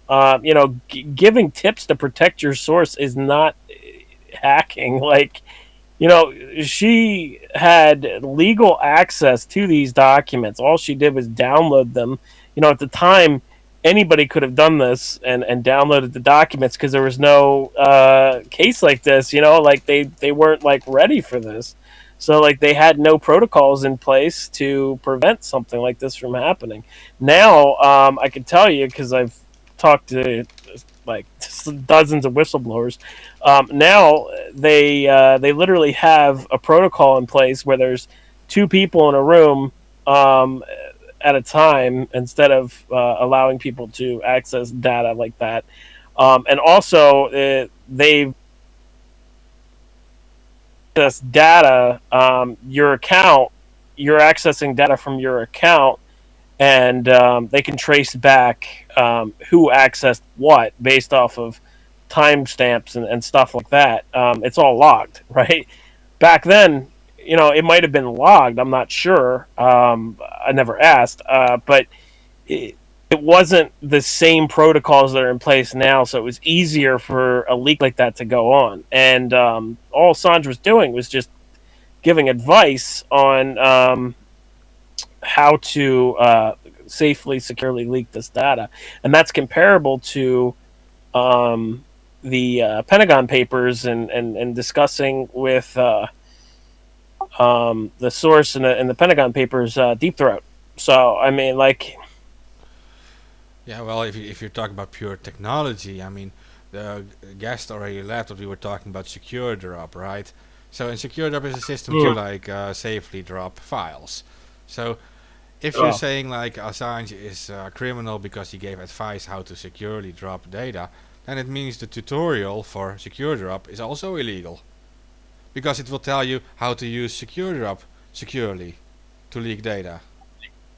Right, and it's like we don't know if if he linked to the secure drop documentation and saying like this is how you do it. Like we don't know what he linked to or what he said or anything like that. We have no knowledge of that. But the thing is, yeah, that's the equivalent to Barrett Brown's case where he shared a link and he got in trouble for sharing a link with data that they didn't want, right? But like if we're going to be punishing people for sharing a link to information, that's insanity. Yeah, and it is like, okay, so you're planning to securely upload something, and so you're going to use Tor, but you never used it before, so you read a Tor tutorial on how to stay anonymous and how to safely transport something. Now that would also be illegal because it gives you the advice. This is Yeah, it's impossible, right? This is the legal implications of this are even. it's like Insane. YouTube banning fucking hacking tutorial videos. It's so Yeah. stupid. It's like if you're not fucking, I understand like YouTube like banning legitimate hacking videos. Like if in the tutorial video you're showing how to hack the fucking FBI or CIA or some insert agency, police, whatever the fuck it is, right? If you're trying to show people how to do that, okay. But if you're just showing somebody um, how to like pen test their own website or a website you own in the video, right? That shouldn't be banned. Like, No, because it is a part of the education about technology. You can just set up yeah, like a server with some bugs in it, and which are exploitable, and you can educate people on how to exploit these things, how to audit this server, and how to exploit these things. So yeah, right. And the fact is that we're taking away that education. We're going to make people within the intelligence, not intelligence, OPSEC community, like completely fucking dumb.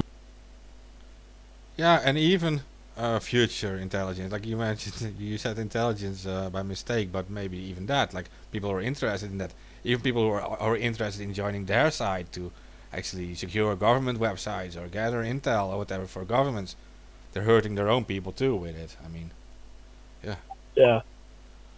Yeah, yeah, absolutely, and it's insanity. It's like with Assange being kind of arrested and then now potentially extradited within the first hearing is on Monday. Um, like with this happening, we're watching as our rights are decreasing more and more every day in various different ways, and there's also a problem of journalists being harassed in other countries, and it's fucking falling apart, man. Like now, there's laws and also councils in certain countries where they have like fake news laws and they can go after journalists for like publishing something that goes against the government. It's an absolute insanity. yeah, it is. And removing education out of the picture, that's just like, what the hell, man? Freedom of information, gathering of information, educating yourself. I mean, especially in these days, like there's so much knowledge on the internet, we can actually educate an entire new generation with it. Like you can teach yourself so many different things, even like coding or whatever. Yeah. You don't need an expensive school to learn coding. You can learn this online yourself without an education into it. Uh, Absolutely, yeah. It's absolute insanity. It's like we're basically hindering ourselves, and um, it's really sad because our future generations are going to be so stupid because, especially in the IT sector. I mean, I know people who are IT who probably shouldn't be in IT, and like, it's like things like that. It, you can use the internet to learn anything you want. And really, there's no real reason to have schooling anymore because you can literally just teach yourself whatever you want online. Um, yeah, like maybe you want to like take under a mentor or something like that, but I mean there's no reason to have colleges anymore. They're just full on debt slavery. Like, And you can get a better education online, I would argue, if you know what yeah, the right books are. Like, go into like an example like psychology or something. You go to an education and you get like specific books from like one or two professors who have their own who did their own studies on this and have their own opinions and their own conclusions. But online you can read books from hundreds or thousands of different psychologists, and you will get a much broader yep. picture of everything. Well, that's the thing too. I mean, like when people go to school, like especially for psychology, you're learning psychology based off of what somebody else thinks psychology is, right? Yeah, yeah, exactly.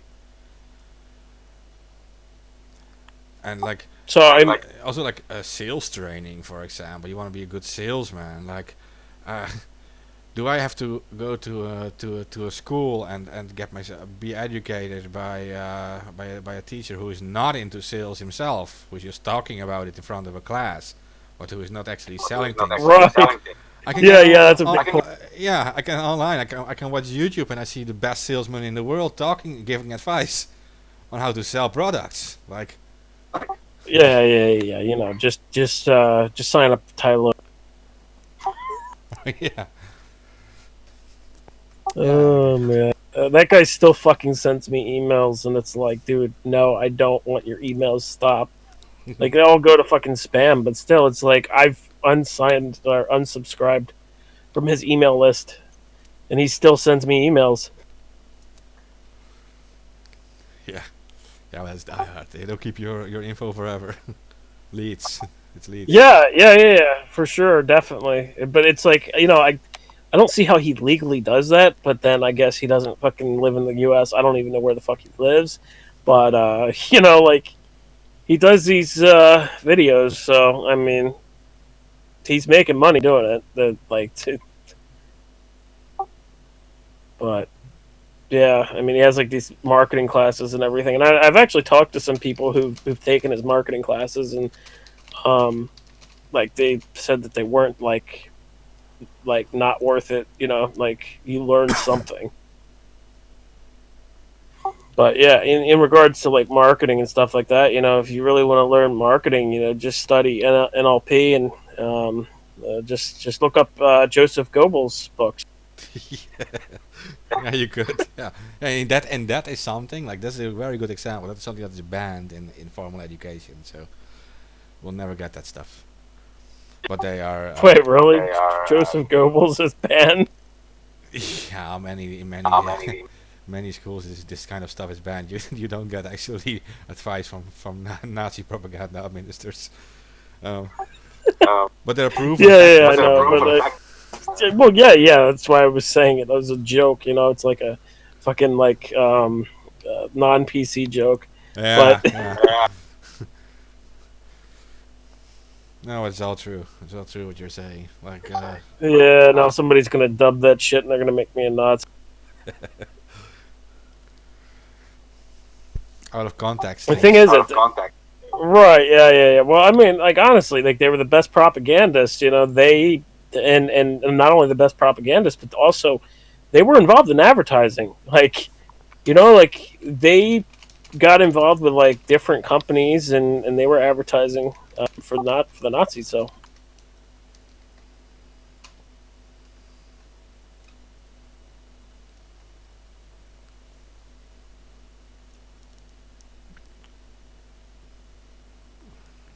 Yeah. Uh, no, it's just like that's the thing. Like the people don't realize how important the internet can be, and especially like for people in like poor areas, the poor countries in the world. They all deserve an education too, and they deserve to know certain things, to get the full picture of things. And education is also based on facts and historical facts and what gets published and what not. Like if you get the wrong story of history because certain journalism is banned, is restricted, and leakers are restricted, and we don't get the truth. So our education suffers with this too.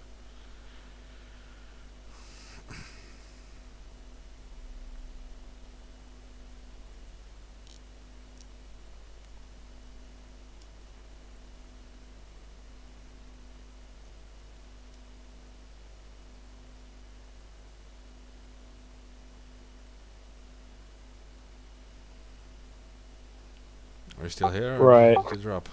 Yeah, no. I'm here. I'm sorry. Yeah, It's also distracting I from was the taking a truth. drink. Yeah, I was taking a drink. My bad. Yeah, I don't know. I was happy to see at least the turnout today in London. It was a huge protest. Thousands of people standing up for Assange. Yeah, it was led by musicians and artists and all types of different people. I saw. Yeah, and his dad was there too, John Shipton, and that Pink Floyd guy. I forgot his name, but he's the singer of Roger Pink Floyd. Waters. Oh yeah, Roger Waters. And yeah, one of my idols, Yanis Varoufakis, was there. He's an economics professor, the former finance minister for Greece. Pretty much exposed the entire corruption in the European Union on the finance. Was he the one that exposed how Greece was basically giving out loans, and then they knew that or no, I'm sorry, IMF was giving out loans to Greece, and um, they knew that they couldn't pay it back, and they just kind of basically screwed them in debt, and then they did a bank bailout. Is that guy or no? Yeah, that's Yanis Varoufakis. Yeah. I can quickly explain it. Yeah, Greece was a country without any debts. Everyone owned their houses. People were not having loans. Of course, the European banks thought it was interesting. These people all have like a great collateral, so we give them all free loans, right? So all people in Greece were suddenly driving Ferraris and everything, and getting new houses. And when the big economic crash happened, Greece, we didn't really have an industry or whatever. They couldn't repay these loans. So what happened was the northern European countries gave them these bailout loans, which could never ever be repaid, essentially putting them in debt forever with the European Union, forcing them to stay in. And then it was Yanis Varoufakis who was appointed because he's one of the, well, he's such an important economics guy that he's actually teaching many economists, even in the USA. Like he's teaching the best economics in the world. So they appointed him to like save them from this. So he was doing the negotiations with the European Union, and then yeah, they put a lot of pressure on him. He wasn't going to bow down to it, but then his party leader pretty much sold him out, and so he was moved out of politics. But he actually had a plan to save Greece using a kind of like a tax point system that they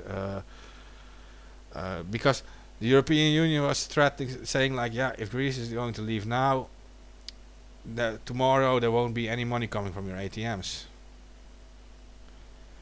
So that was pretty much it. That was pretty much the threat. Yeah, because Greece wanted to go back to the Greek currency, the drachma, and but because they were so in debt, and it takes 1 year to create to introduce a new currency, on average 1 year.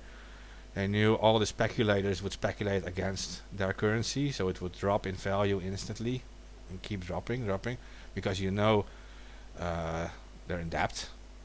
So Right. yeah, the currency will endlessly drop, and you will pretty much end up with a currency without value. So that's how they threaten. Well, I mean, modern day you can use a cryptocurrency.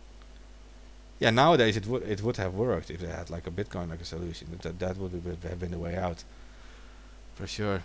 But anyway, Janus he exposed the internal stuff at the European Union. How back then Dijsselbloem was threatening him. Dijsselbloem was the Dutch finance minister, and he was back then leading the European finance group, because it was of course the Netherlands and Germany who were the rich part of Europe who were handing out these loans, pretty much financially enslaving the other countries with problems. They had enough money to give, and they used certain tricks to keep AAA status during the crisis, making sure that they could borrow super cheap from the, like you're saying, the IMF and the global banks, and hand out this money at higher interest to other countries. Let's say because you have a AAA status, right? You're like the highest level of reliability for a country. You have a AAA status, so you can borrow, let's say, at 1% interest. So then France is in trouble and they're not AAA. They will borrow money from you at 3%. So you make this constant 2% profit. That's how these guys did it. The Germans and Netherlands did it too. They are profiting on handing out loans. They tried it with Iceland. Right. Iceland said fuck off, and they left. No, I'm pretty sure Iceland just took their bankers and said, "Get the fuck into jail." Yeah, they put their bankers in jail. They go, "We're not repaying anything. We're putting them in jail." Yeah. So Greece was ransacked with that, and they're still in huge debt. Yeah. So. And about that, so Janis was speaking, and I really enjoyed listening to him because he's very intelligent, and he has his own project now called EuroLeaks, and it is going to release very soon, because he will leak all the internal conversations which are behind closed doors. He's going to leak everything about because he has recorded everything. So yeah.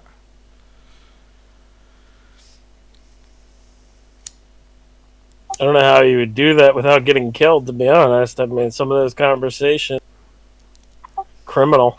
Yeah. Yeah, no, you're right. You're right. There are serious criminals involved. We can safely say that because Christine Lagarde, who is now at the European Central Bank, she was caught with fraud in the past. I'm not afraid to say that. It is all in the public records. Yeah, that's true. And then it was downplayed, and she got like a small. Yeah. So these are actual criminals, and they're threatening people, and that is behind the scenes. And I'm glad that Janis is going to release this kind of stuff. I'm normally not a big fan of politicians, but for this guy, I will gladly make an exception. The EuroLeaks is going to be very powerful, and that is something to look out for sure. The coming months it will be released. Speaking about politicians and exceptions, did you see Bernie Sanders said that he would commit to protecting whistleblowers?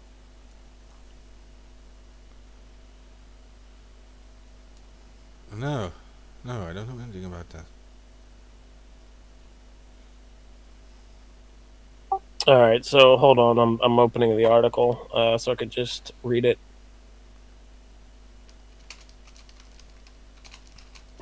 Bernie vowed if elected president in 2020, he would break with both the Trump and Obama administrations by refusing to have a repressive old espionage act to prosecute whistleblowers.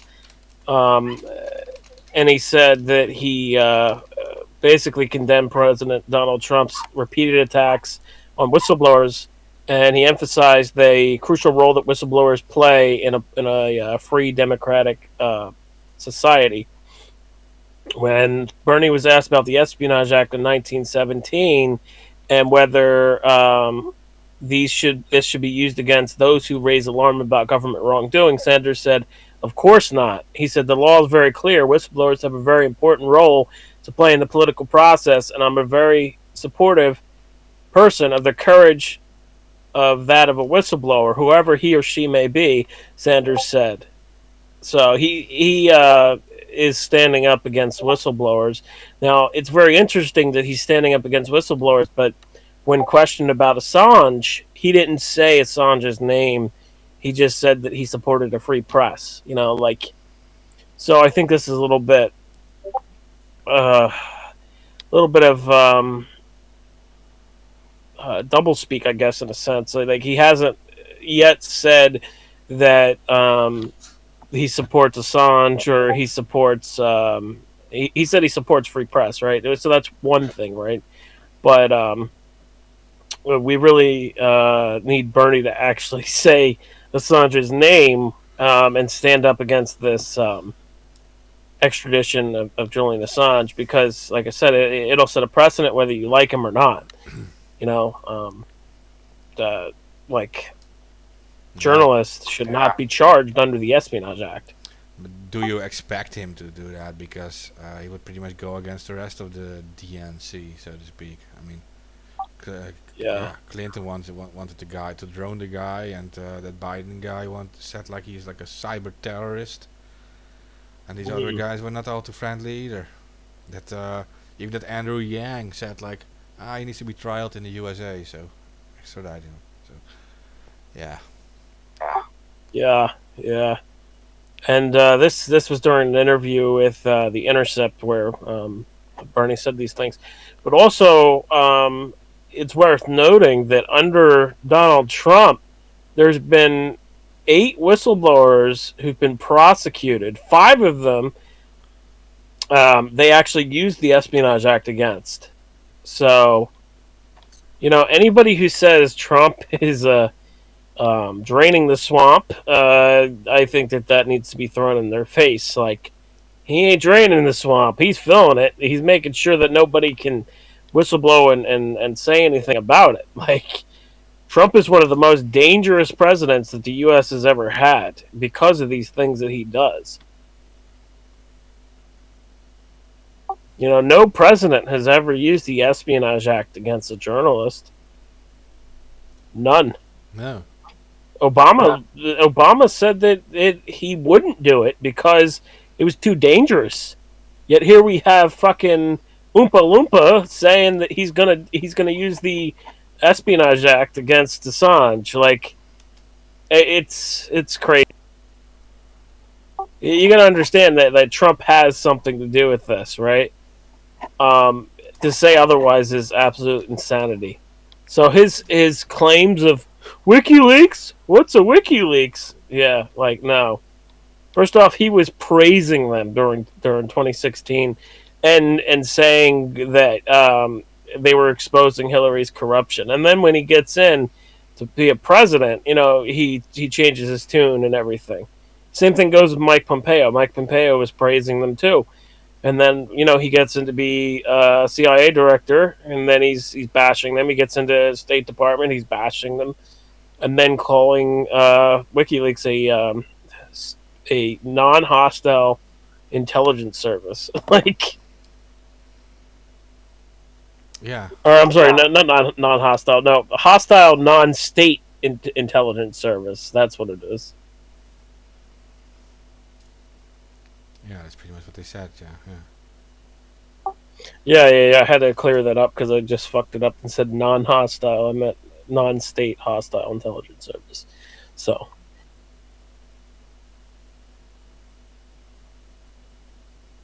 but it's crazy, man. Like, we're dealing with so much shit, just every day with Trump, and he's literally decreasing our rights.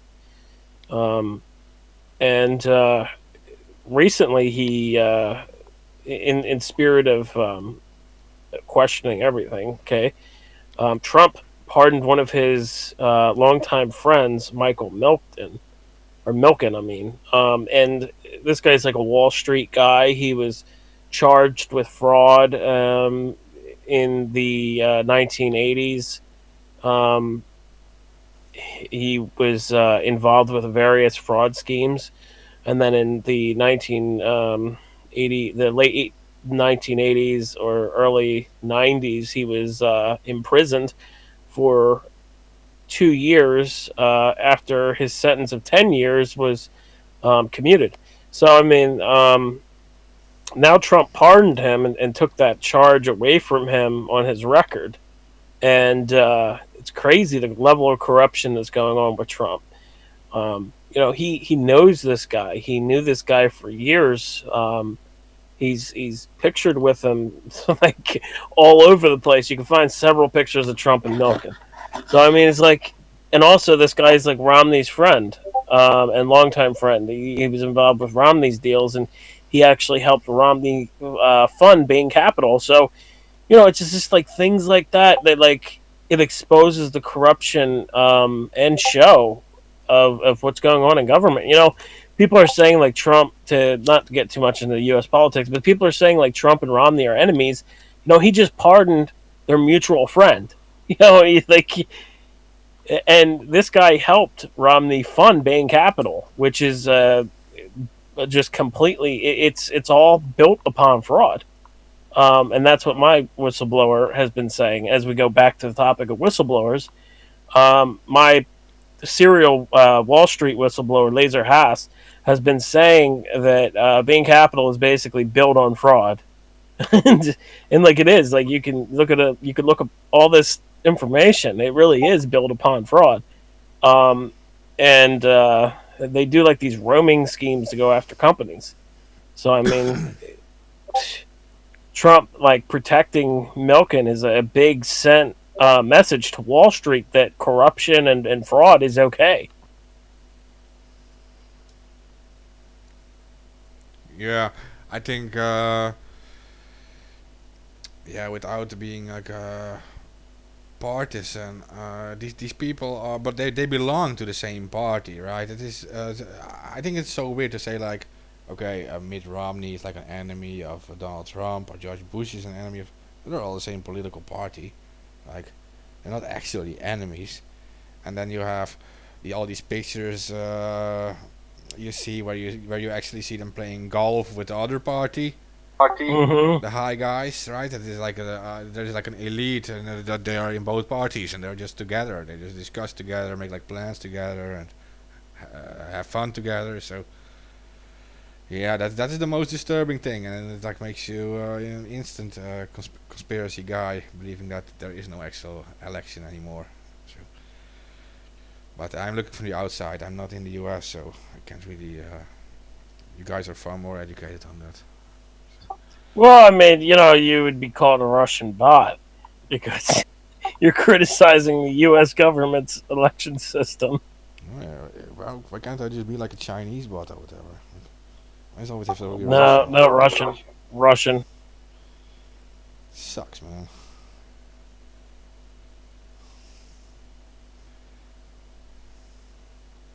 I suppose maybe we'll give you Chechnya, but that's. Oh yeah, to be like, can't I be like a Mossad or something? But no, no. Okay. Yeah, well, I think I got a healthy doubt against all foreign politics in all these countries. It is not just the USA. The USA is just a very good example of it because, yeah, the media amplifies things so amazingly, and the polarization is so big. There is like everything is amplified. The media is so strong in the USA that you get such a clear picture. But in other countries, it's the exact same story. Yeah, it's ridiculous. It's like everybody's a fucking Russian bot. Everybody's a Russian agent. Yeah. I don't speak a bit of Russian, but hey, I'm an asset of.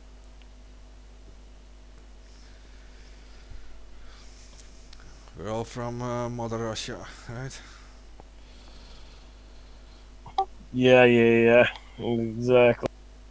And the thing is, like the people that go around accusing people of being Russians, they probably know more Russian corruption than they do. Yeah. And the ironic thing is that the really big entrepreneurs in the USA and the big powerful people are actually closer with Russia than any of us. Russia is a huge oil supplier, and is a huge natural gas supplier. And the high level Europeans, the Germans, for example, the German politicians depend very much on Russian gas pipelines, for example. And Gazprom also trades directly with the American oil companies and all these people. So they're all very close behind the scenes. It's not like Even during the Cold War, it's not like the gas pipelines or the oil pipelines were cut off to Europe. Never were they cut off. You were waging a so-called war between the USA and the Russians, and you have the European or NATO allies on the side of the US. But they still got their gas and oil from Russia. There's no big secret on there. During every war, the economy just goes on. So people should actually look into all of that stuff, because no matter what they say, like, they make the deals behind the scenes. And during this most recent standoff, for example, again between like the US and the Russia, accusing each other of things, Germany just makes a new deal with Russia for the Nord Stream pipeline, Nord Stream 2 pipeline, going from Russia to the northern Germany. New gas. So I'm not sure. This is like this geopolitical games people don't even have insight in. They don't even know what's going on. So you can have hours and hours of discussion about this. Yeah. When you get into like the oil stuff, it's really like it gets difficult. It has to do a lot with geopolitics, and has to do with just in general different countries that have control over different areas, and yeah, it's really a difficult subject. Yeah, and with gold and metal and stuff, it's the same thing. Russia has a lot of gold mines, for example, and there's a lot of metal mining going on. Now, they're not taking all the gold out from the ground all at once, causing all the jewelers in jewelry selling businesses to collapse here in the West, because gold becomes worthless. That's not happening. Gold rings are not worthless. Right. They could. Well, the thing is, like, it's not just that that gold rings are useless. It's that gold can be mined, right? And you know, when there's tons and tons of gold that's mined, that takes that increases the supply of gold, and the price goes down. So then they try to go into another country to get more gold. When people talk about, like, oh yeah, the true power is in Switzerland because all the gold is stored there, right? And all the Nazi gold is there, and they store the gold, and the US has a huge gold supply. That is how they get like the powers, Fort Knox and everything. Yeah, but you realize that countries like Russia and China and etc. they mine gold, right? They're not mining it they're not mining everything at once, because your gold supply would become worthless. Because the gold reserves are we don't even know how big these gold reserves are, because they're only mining even only a short distance below ground. They're not mining even 10 miles below ground or 100 miles. But they can. They have the technology to do all that stuff.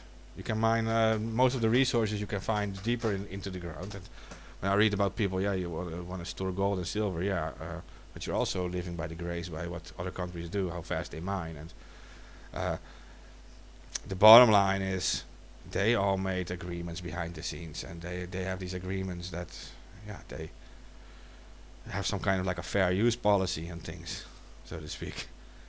Geopolitically, I mean, yeah. Right. Yeah. I don't know what else should we even discuss.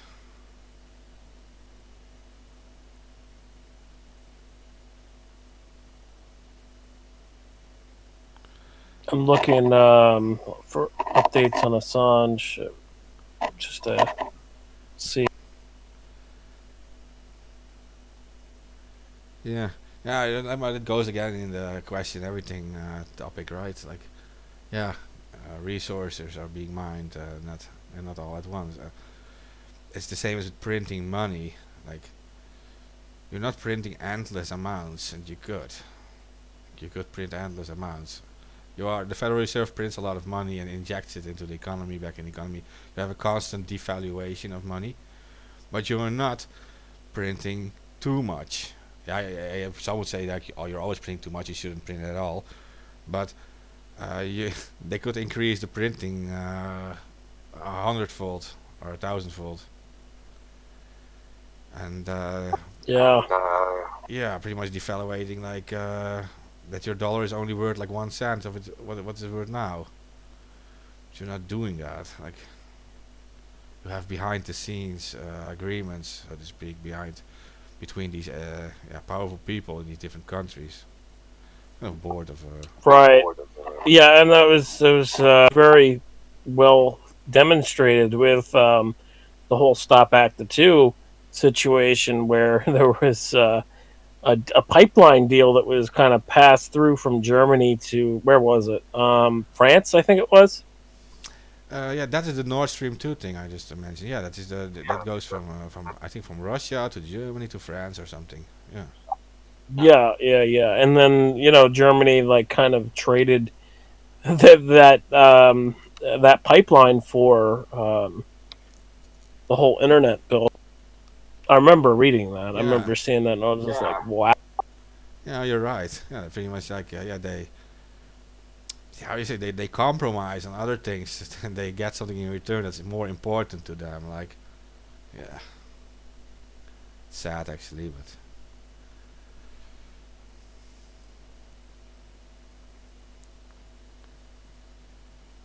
I'm glad you remember that because that's exactly how it went. Yeah, that always stuck with me. Like that, and the fact that that EU party that I can't remember off the top of my head, they were literally threatening politicians, saying that if they voted against the bill, they would like go after them politically. Like, what the fuck? That's intimidation. Yeah, Axel Voss from the CDU, the Yeah, that guy. largest German political party, and they are also very powerful they're the conservatives, so to speak, in the European Union. This is not okay to actually compare it entirely with the American Republican Party, but they are kind of the American Republican Party, and they're the same thing in Europe. And Axel Fossi, they threatened the people who were against ACTA to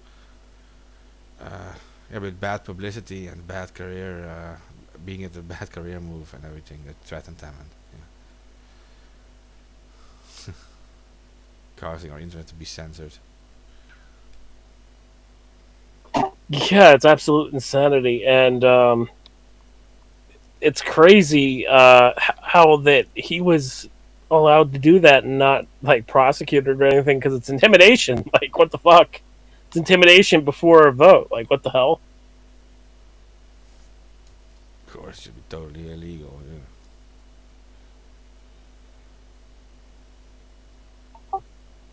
Did you see what I just posted and found? Oh my god, stupid.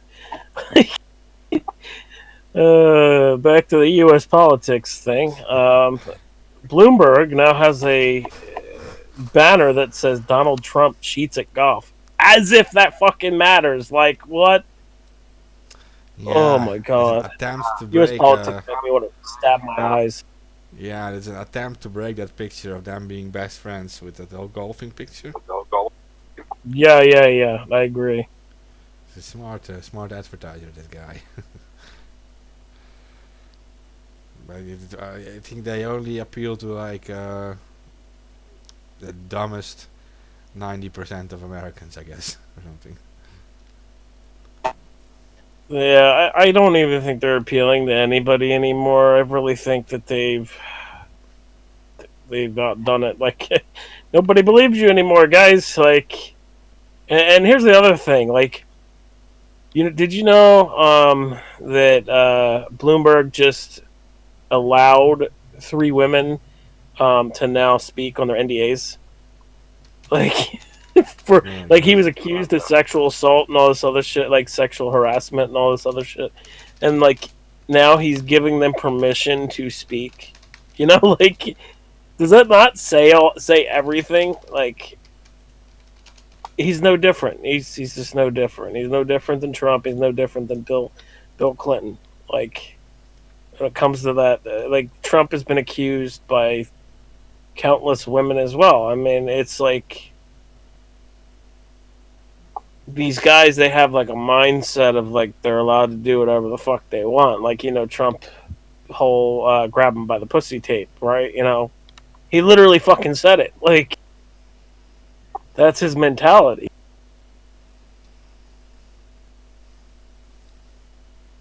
Yeah.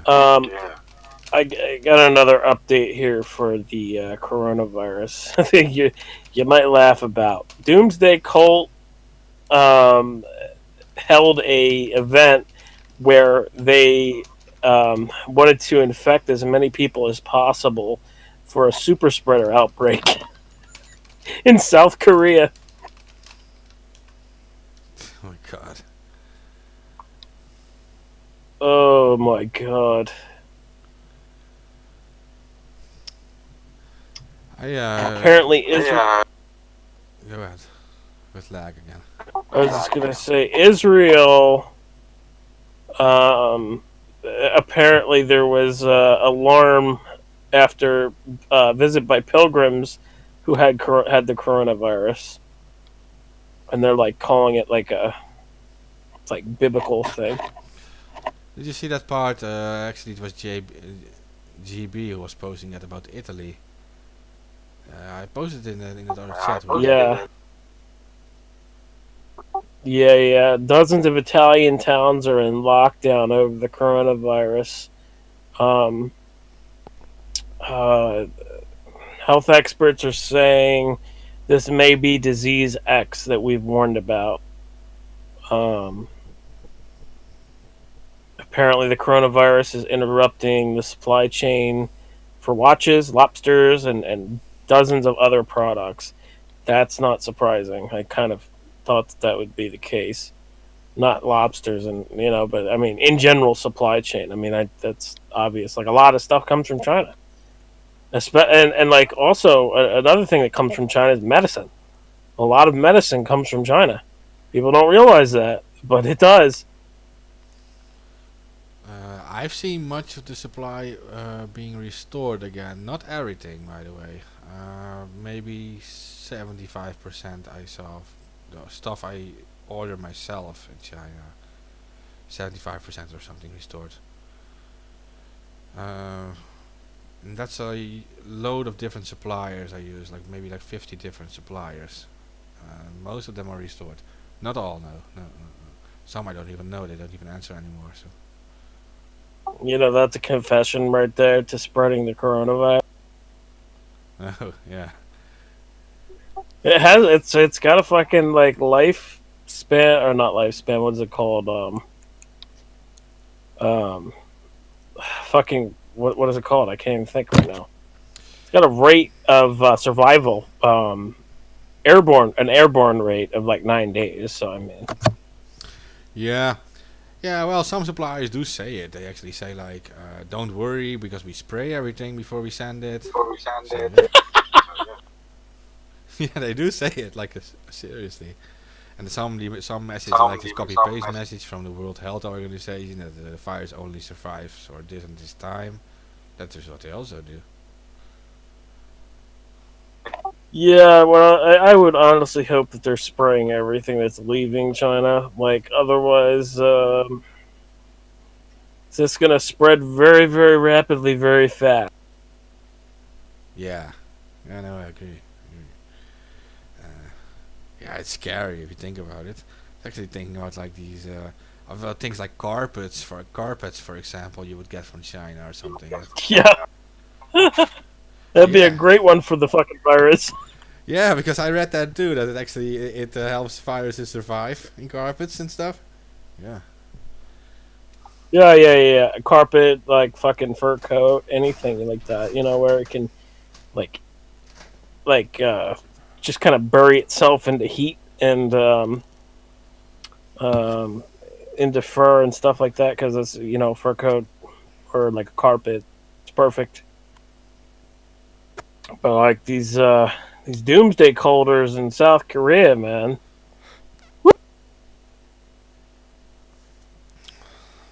been watching fearmongers. By the way, yesterday I watched a fearmonger on YouTube.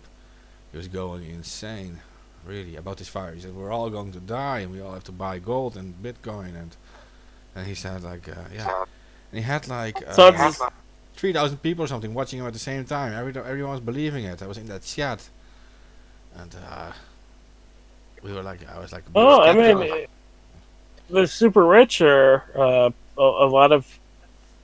Don't ask me how I know this, but a lot of people are purchasing underground bunkers now, and having people install them. So Oh yeah, yeah, we see that more often. That we also saw that during shortly before like 2012, right, with the whole Maya thing. yeah, yeah. You saw But in Greece. I think yeah, During the Millennium Bug, we also saw it, like the Millennium thing, 2000. yeah. The only difference is, though, I think that this is potentially the big event that where there can actually be. The thing is, like, people need to realize that viruses have killed off millions of people before. This wouldn't be the first time that it could happen. You know, like it's happened in the past. It happened with the Spanish flu. It happened with what was the one before the Spanish flu? Not the Black Death, but the other one. I can't remember. But yeah, I mean, this does happen, and I don't know. I still think China's lying. I mean, they ordered 40 mobile incinerators. You know, like, what do you need 40 mobile incinerators for, China? And they sent them to Wuhan. That's the other big thing. You know, like, it's not like it's not like they were sent somewhere else. They were sent directly to the epicenter. You know. Yeah. Yeah, no, you're right. That there is something going on there, but it's like actually specifically in the Wuhan area. I think the rest of the areas it is kind of a different story. See, different numbers too. Like, infection, the death rate is far lower but in the Wuhan area, it's really bad for some reason. Yeah, I still think that there's two strands of the virus. You know, I haven't seen anything about that, but it's just my own opinion on it. At least there's at least two different strands. In I my wouldn't be surprised by it. No. Oh, another fun story. The MIT scientists have now created a doomsday AI that will take over during what they're calling the end. Such as here's the example: such as a asteroid unexpectedly colliding with Earth, or a end of the world scenario such as World War III, or an infection that kills off most of the population. So now we're putting our trust into the AI. Oh boy.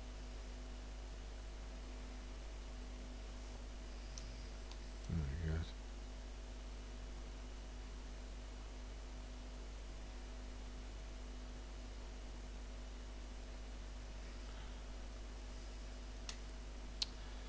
I'm reading more and more about surveillance databases again. The EU apparently is going to create like a giant transatlantic surveillance database connected to the USA. Yeah, yeah, that's not a surprise, and that's what we've been fucking warning about. It's like when you have these surveillance databases, you know they're going to connect them eventually, and that's what they're trying to do now. You know, like it's one thing to allow police and local police to have these surveillance technologies. It's a whole other thing to allow our federal government to have it. And we know from Snowden and from other NSA whistleblowers what they did with our data. You know, what the fuck are they going to do with your facial data, and you know, having that data like your fingerprints or your iris or anything like that? You know, what are they going to do with that? Obviously, they're going to exploit it. They're going to abuse it. It's like they've abused our other data in the past. So I don't know why anybody would trust this. Like, Nobody gives a fuck. That's the problem. And it's like, you know, if you don't care and you just brush it off and say it's not going to affect me, it's going to fucking affect you later on, or it's going to affect future generations and your kids and your grandkids.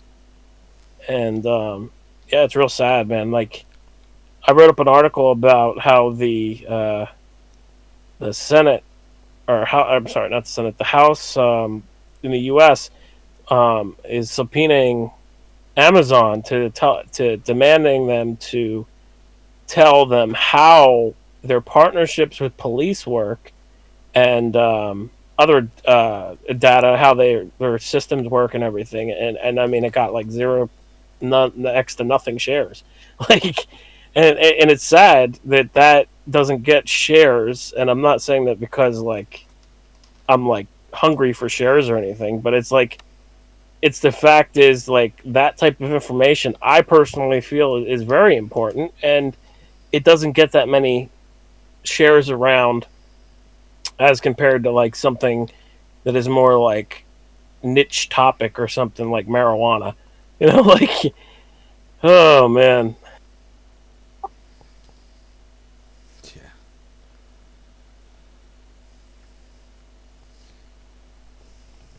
Okay. Yeah, I think we should end things. I got no more topics. No, we said everything, I think. But we should do a follow up on that drone whistleblower we discussed about with the guest. Yeah, yeah, Brandon Bryant for sure. Yeah. Maybe whenever you get. Go ahead. Yeah, I'm staying on top of this story myself. I'm gonna write up something. I've just been kind of waiting for the information to come. I've got a few different stories I got to work on, so that'll be one of the ones that I'll be waiting for information on. Yeah. Well, you said you asked questions from his mom or whatever. Maybe if you get more information, then we can ask these questions of the guest, or we can actually invite her on. That mother. Yeah, yeah, yeah. We can go that way too.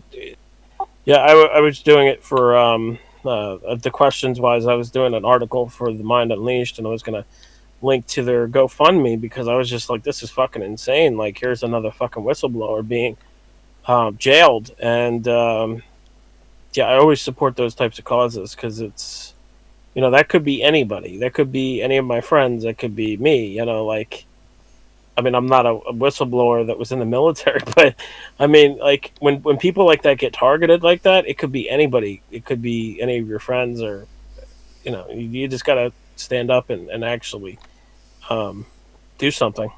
Yeah, what matters to me with these ABB episodes, especially, is that we just create some kind of database of knowledge, of actually reliable knowledge. And I do know that voices are sometimes a lot more powerful than just text.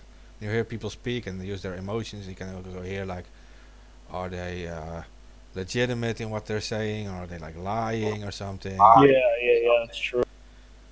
Makes it and for some people it's also easier to absorb the information when people speak to them. Is it? Yeah, yeah, that's very true. I've been fucking accused of lying about knowing Ted Gunderson for years, and then you know, like when somebody like talks to me about it, you know, I can like say things that Ted told me over the years here and there. Like I spoke to him a decent amount, not like fucking every day or every week, but throughout the time that I've known him, or time that I knew him, I'm sorry. You know, I spoke to him a lot, and he told me a lot of different things, and it's a lot of the articles that I've worked on over the years have been some of the information that Ted has left, and I definitely agree with you. When you're speaking in voice, you can tell whether somebody's lying or um, whatever in regards to that, and I think it's very important to have these broadcasts where we can document information. You know, I've gone on tangents about information that Ted's given me, and said a lot of fucking things that probably could get me in trouble. But regardless to that fact, you know, it's documentation the evidence is there if you look it up and look into it. And that's really what I think is important about ABB is that we offer the listeners the information, then you can go and look it up yourself. It's documentation that we know in some instances, and some times things are um, misconstrued or um, lost in context or something like that. But we correct ourselves if we make a mistake. But it's very important for people to have that digital audio archive where they can look up some of this information for sure. Yeah. Yeah. So yeah, we'll just follow up on the other whistleblower, Brian. Yeah, for Brandon sure. Bryant. I'll definitely stay on top of that. People, if you're interested in it, you can also search for him, Brandon Bryant. And there's also this documentary which could be interesting to people, and that is the documentary is called Drone. This is no game, and it is made by the Yeah. documentary filmer Tonje Hessen Schei from Norway, and it shows how the CIA recruits video gamers and trains them to kill by remote control. Right. Yeah, and Brandon Bryant's in that, and so are other drone whistleblowers. So Yeah, and our guest who was on tonight is also a whistleblower on the drone subject. You can listen back and research into this. You heard the name of the documentary now. You can always check it out if you think it's interesting. Yeah, I don't know. We mentioned everything, right? Okay. yeah, I have nothing more. Okay. Well, we'll be back soon, and just share if you care about any of this. Thanks for listening.